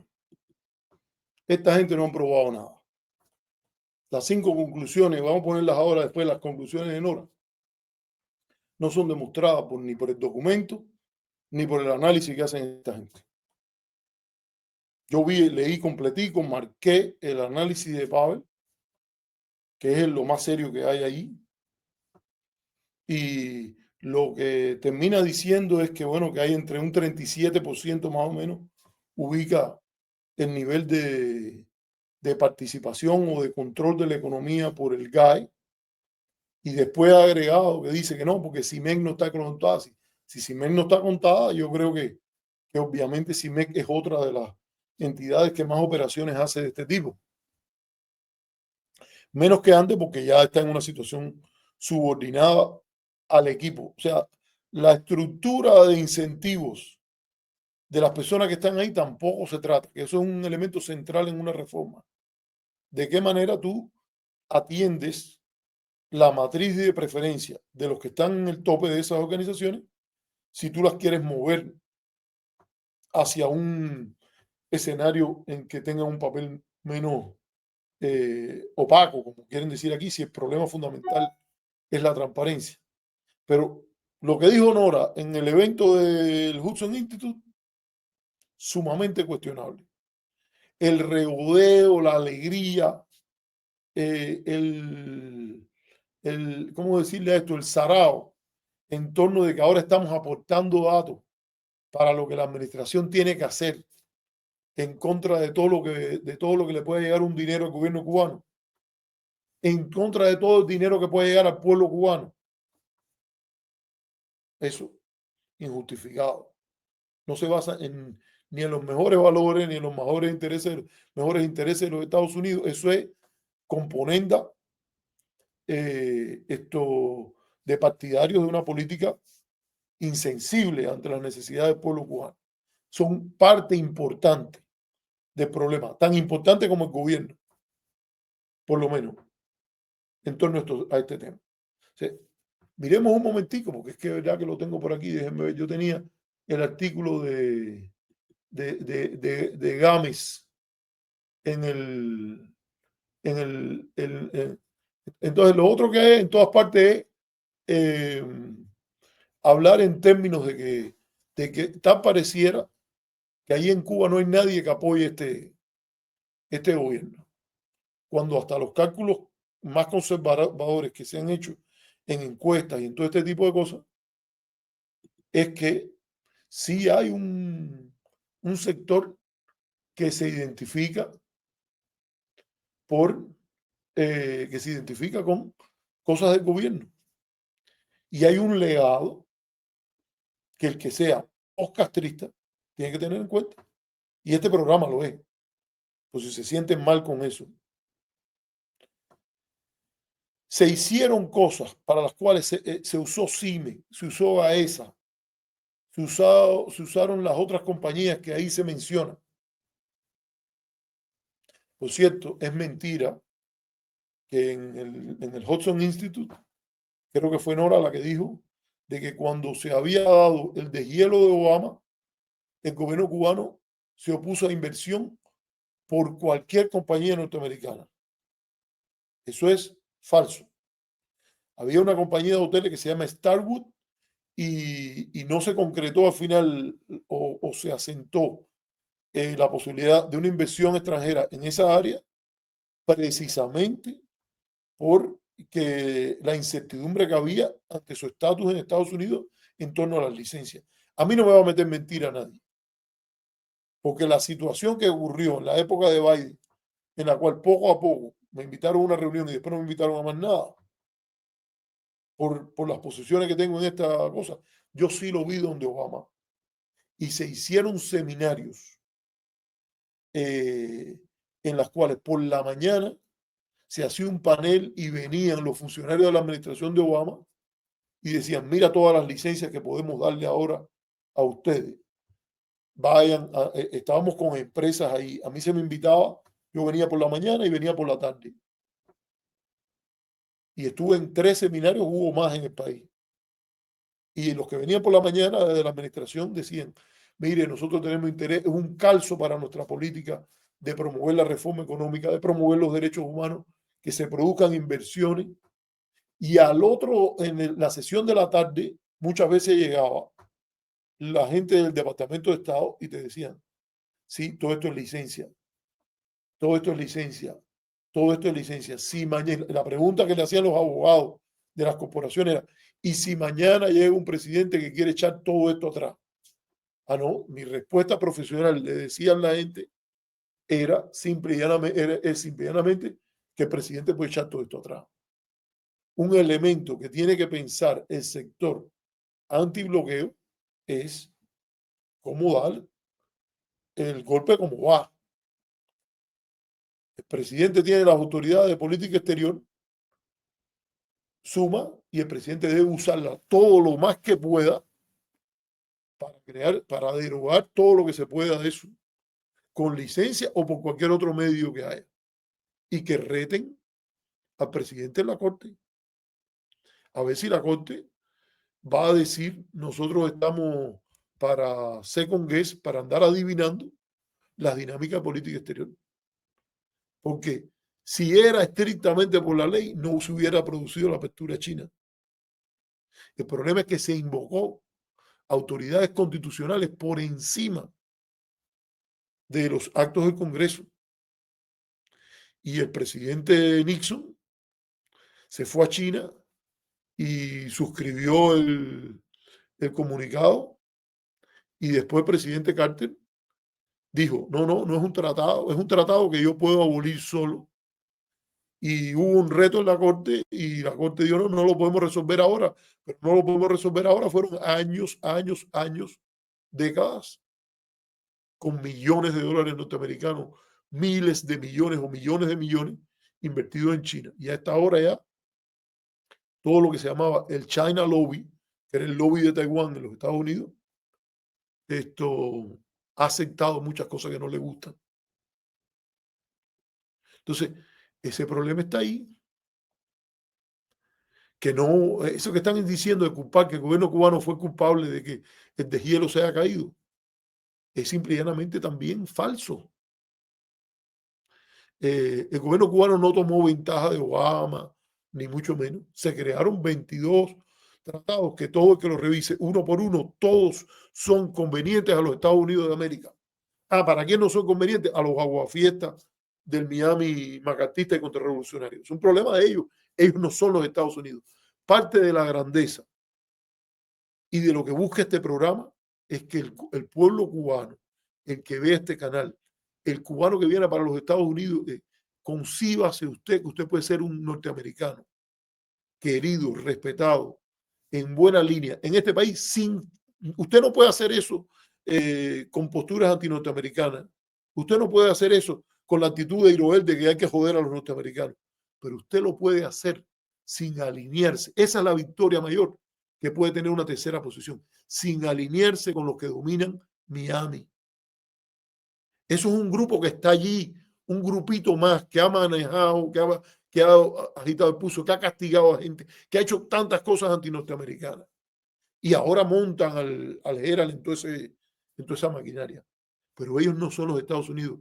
Hay un Estados Unidos de Lincoln, un Estados Unidos de Jimmy Carter, que no tiene nada que ver con los Estados Unidos de Jesse Helms, con los Estados Unidos de Putin, como decía Martí, con el cual usted puede participar, usted puede estar, usted puede ser un buen norteamericano.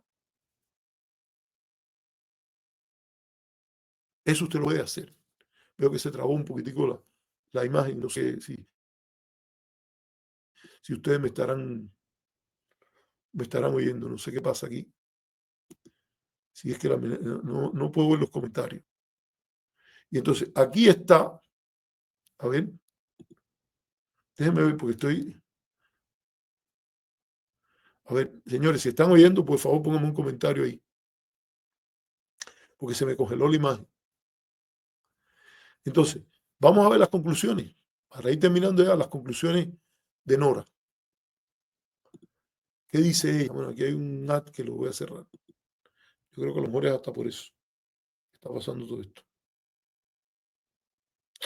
Caramba. Dice, las 5 conclusiones. Que los 18.000 millones en marzo del año pasado, los activos corrientes de Gaesa,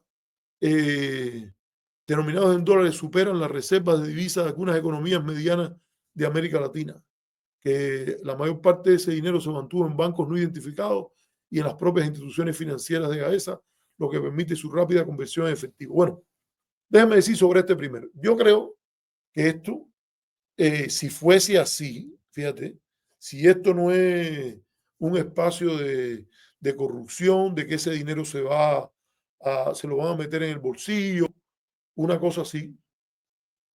Si eso que ella dice, que hay esos 18.000 millones de dólares, en última instancia lo que tú puedes hablar es que se trata de malas decisiones económicas, porque óyeme, yo no creo que el gobierno de Cuba sea un gobierno de tonto. Y mal tienen que estar en sus cálculos económicos, en sus decisiones, si el gobierno se sienta sobre 18.000 dólares cuando su capacidad energética se hace tierra. Si eso es dinero nada más depositado ahí, que si ese dinero está allí para no sé qué objetivo tendría, a no ser que se trate de una posibilidad de un arranque final y que haya alguien que se quiera llevar ese dinero. Pero si se trata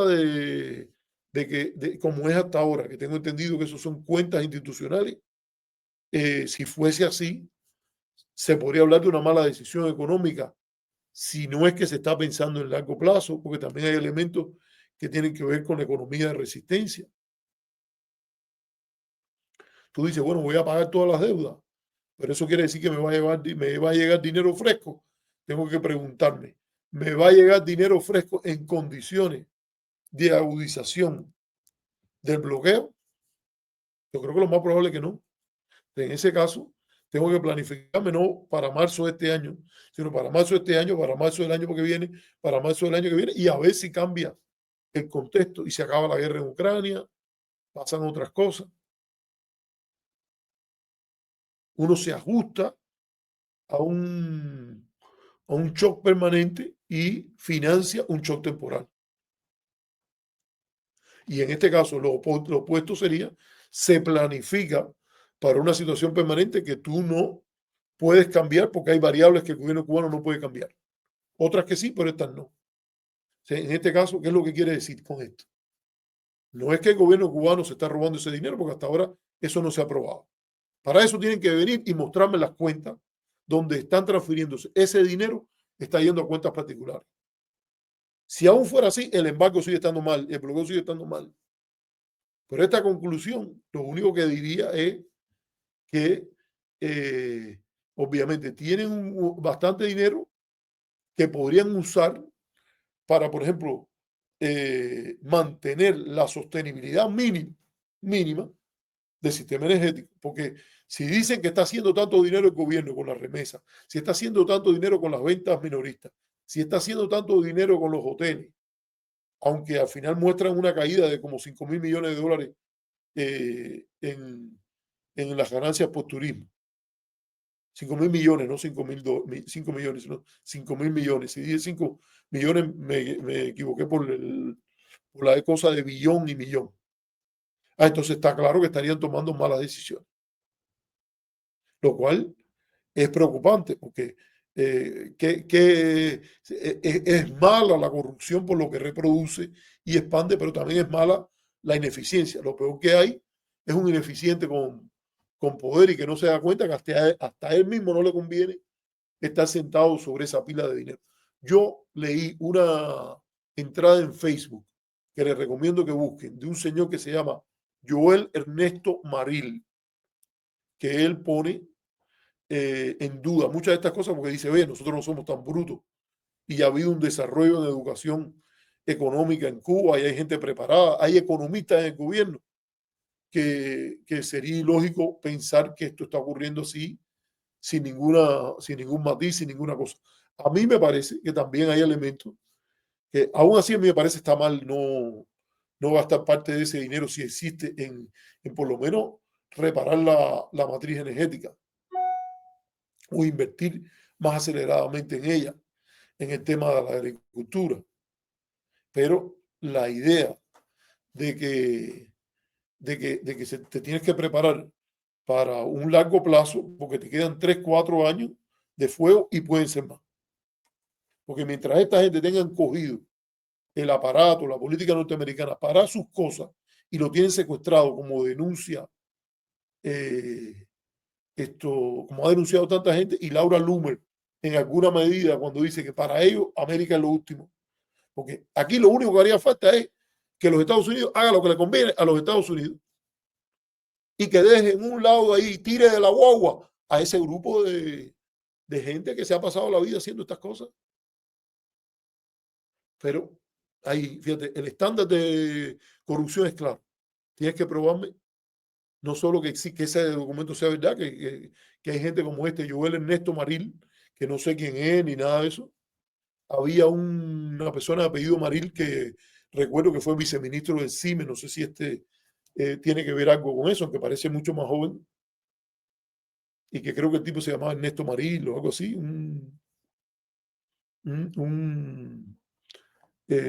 yo que siempre estaba estudiando el tema de Cuba, recuerdo que era una persona que empezó a surgir como uno de los viceministros que hablaba más en una época, después no supe más de él, pues yo leo el grama completo desde hace un tonelada de años.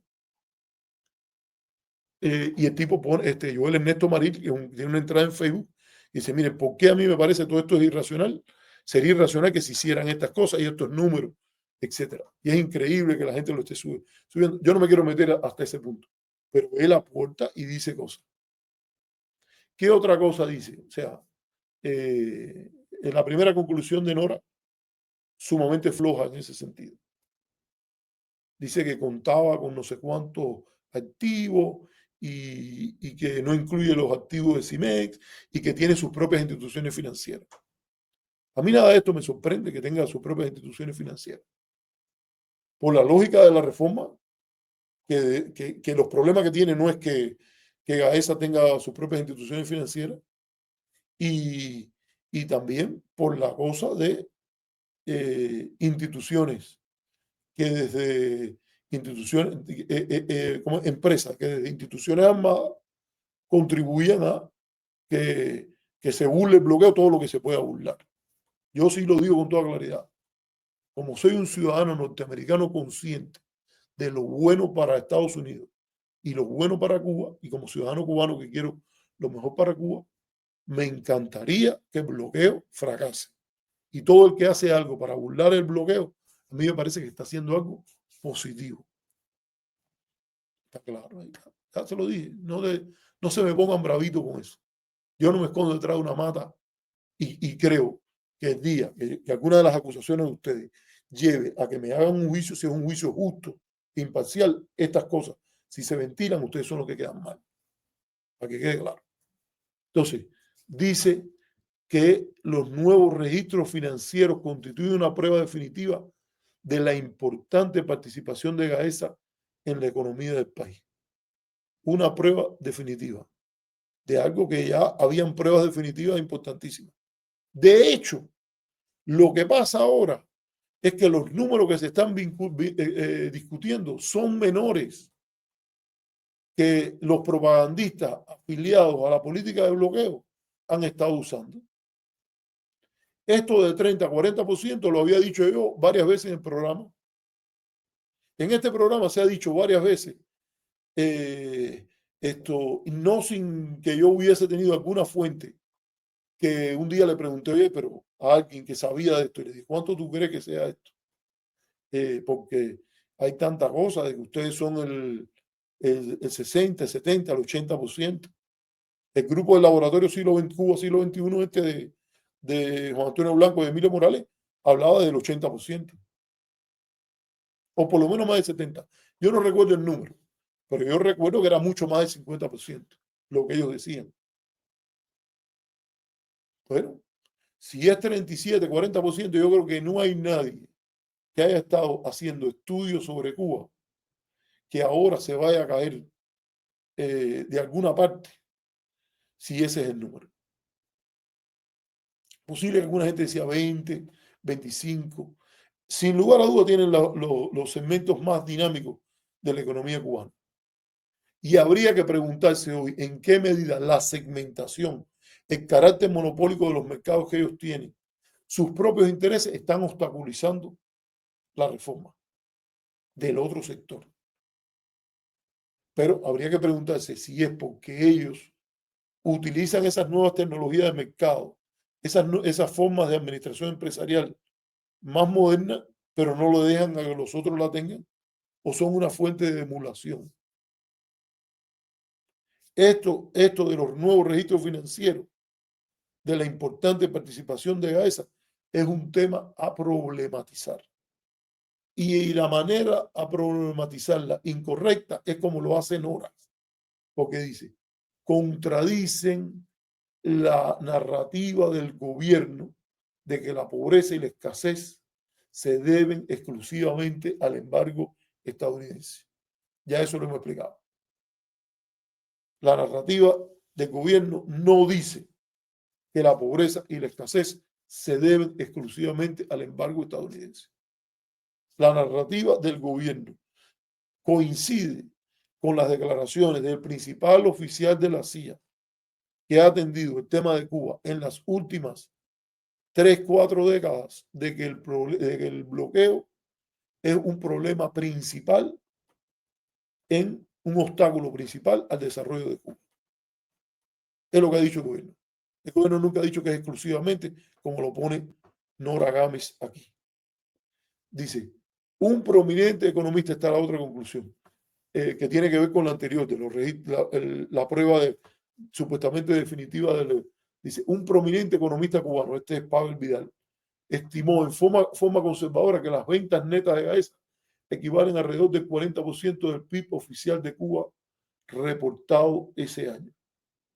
Un año donde efectivamente todas las operaciones que se han hecho a nivel afuera del agua, como las que tenía que hacer el gobierno, han sido de las más castigadas por la política de bloqueo. Los más castigados, según este prominente economista cubano, Pavel Vidal, ha dicho en algunos de sus trabajos que el principal golpeado son los hogares y el sector privado. Entonces, naturalmente, en unas condiciones como esta, yo creo que valdría la pena decir que quizás, o casi seguro, el nivel de mayor participación de estas compañías en el PIB se debe no únicamente a que ellos se expanden, o a lo mejor ni siquiera a que este sector se expande, sino a que el otro sector se contrae.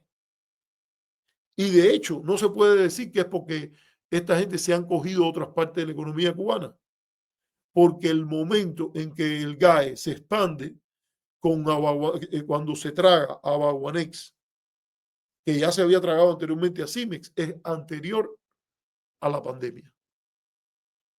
Y también es mentira, si se quiere hablar de narrativa, de que el GAE le quitó esto a Eusebio Leal. Las narrativas que hay, lo anecdótico, que por lo menos a mí ha llegado, es que Abaguanex estaba experimentando una caída de sus ingresos, incluso como costo de oportunidad, e incluso en la época que se produjo el masivo influjo de turismo hacia Cuba en la época de Obama. Abaguanex era una de las pocas compañías que el ingreso que tenía por turista que entrara a La Habana Vieja era menor, incluso en los años de la bonanza. O sea, habían problemas ahí de administración, claro, y según tengo entendido, el nivel de corrupción se extendía desde lo más alto hasta lo más bajo. Y dentro de ese contexto se produjo una negociación que obviamente los militares tuvieron más pulso. Si hubiese sido una compañía que le iba a las mil maravillas, que estaba usando su condición monopólica en casco histórico, eso nunca lo hubiera pasado. Entonces, eso ocurrió mucho antes del año que están estudiando aquí. O sea, eso del 40% no es que se expandieron en ese año. Lo más probable es que se haya producido un achicamiento en el periodo post-pandémico de los otros sectores de la economía cubana.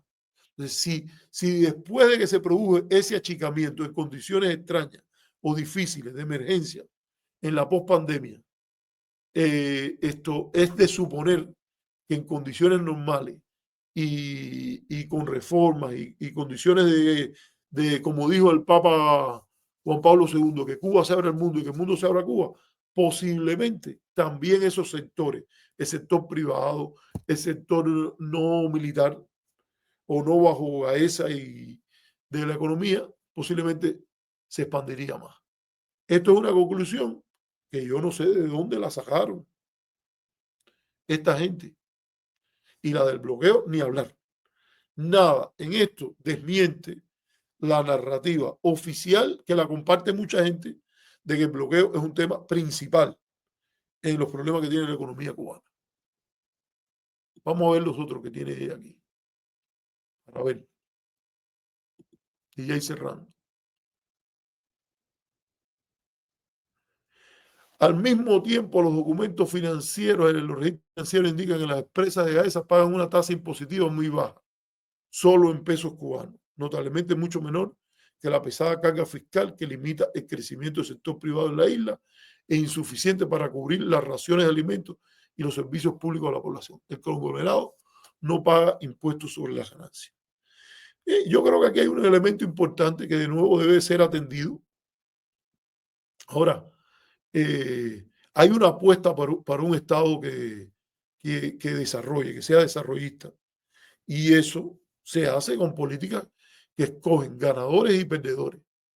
Y en este caso no es extraño, incluso desde la experiencia asiática, que se escojan empresas estatales o empresas de colaboración entre lo privado y lo estatal, que es lo que yo creo que es el problema. Y se les promueve como ganadoras en un sistema de economía mundial. ¿Qué ahí pasa de nuevo en este caso de Cuba? Que la economía mundial tiene una gran puerta cerrada, que es el mercado norteamericano. Que hayan diferencias impositivas, bueno, no puede ser muy grande o no puede ser tan grande a lo mejor como la que hay aquí. Obviamente, si tú le das subsidios a uno y de hecho no pagar impuestos sobre las ganancias equivale a un subsidio implícito, obviamente estás poniendo a otros a hacerlo. El gobierno tiene una vocación declarada a favor de la propiedad estatal. A mí me parece que eso sí es un problema. Lo mejor para el país no es lo estatal en principio, ni lo privado o lo cooperativo, sino lo que apunte a un crecimiento económico compartido. Entonces, sí, es verdad que para decir todo esto, habría que buscar en qué medida, y es donde yo creo que estaría la respuesta, la exención fiscal al GAE hace que la carga fiscal caiga de manera desproporcionada sobre un sector privado emergente que conviene promover y de ahí sacar las conclusiones.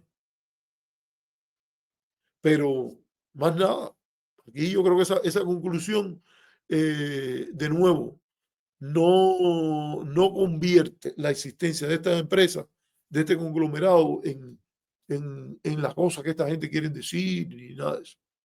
Y bueno, esto de que el gobierno, que el ejército perdió miles de millones de dólares el año pasado, bueno, si dicen que Gaesa es independiente, entonces no depende ni siquiera de la FARC.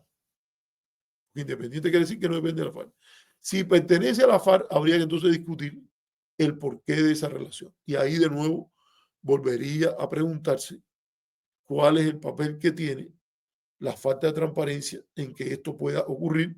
Y entonces tendría que preguntarte cuáles son las causas reales, argumentadas, pretextos, etcétera, que justifiquen la falta de transparencia donde esto ocurre y qué es lo que ha estado pasando con los 5.000 millones que se pierden en las cuentas de AESA. A mí no me parece difícil pensar que se trata de dinero que el gobierno cubano ha usado para cubrir huecos relacionados con la ineficiencia de otros sectores de la economía. Por lo menos, usando lo que decía Carlos Manuel de Céspedes, Monseñor Carlos Manuel de Céspedes, porque quien siempre he tenido una gran admiración, siempre me decía, formula las cosas, formula las críticas siempre de manera tal que puedas interpretar que no hay desidia del otro lado. Y yo creo que sin lugar a duda hay corrupción, sin lugar a duda hay mala política inversionista y todo eso, pero los que hablan de que los 5.000 millones de dólares se evaporaron, yo creo que deberían hacer un esfuerzo por demostrar en qué cosas fue que eso se gastó. Y si en realidad fue que se evaporaron, bueno, evidentemente habría una corrupción billonaria que habría que denunciar.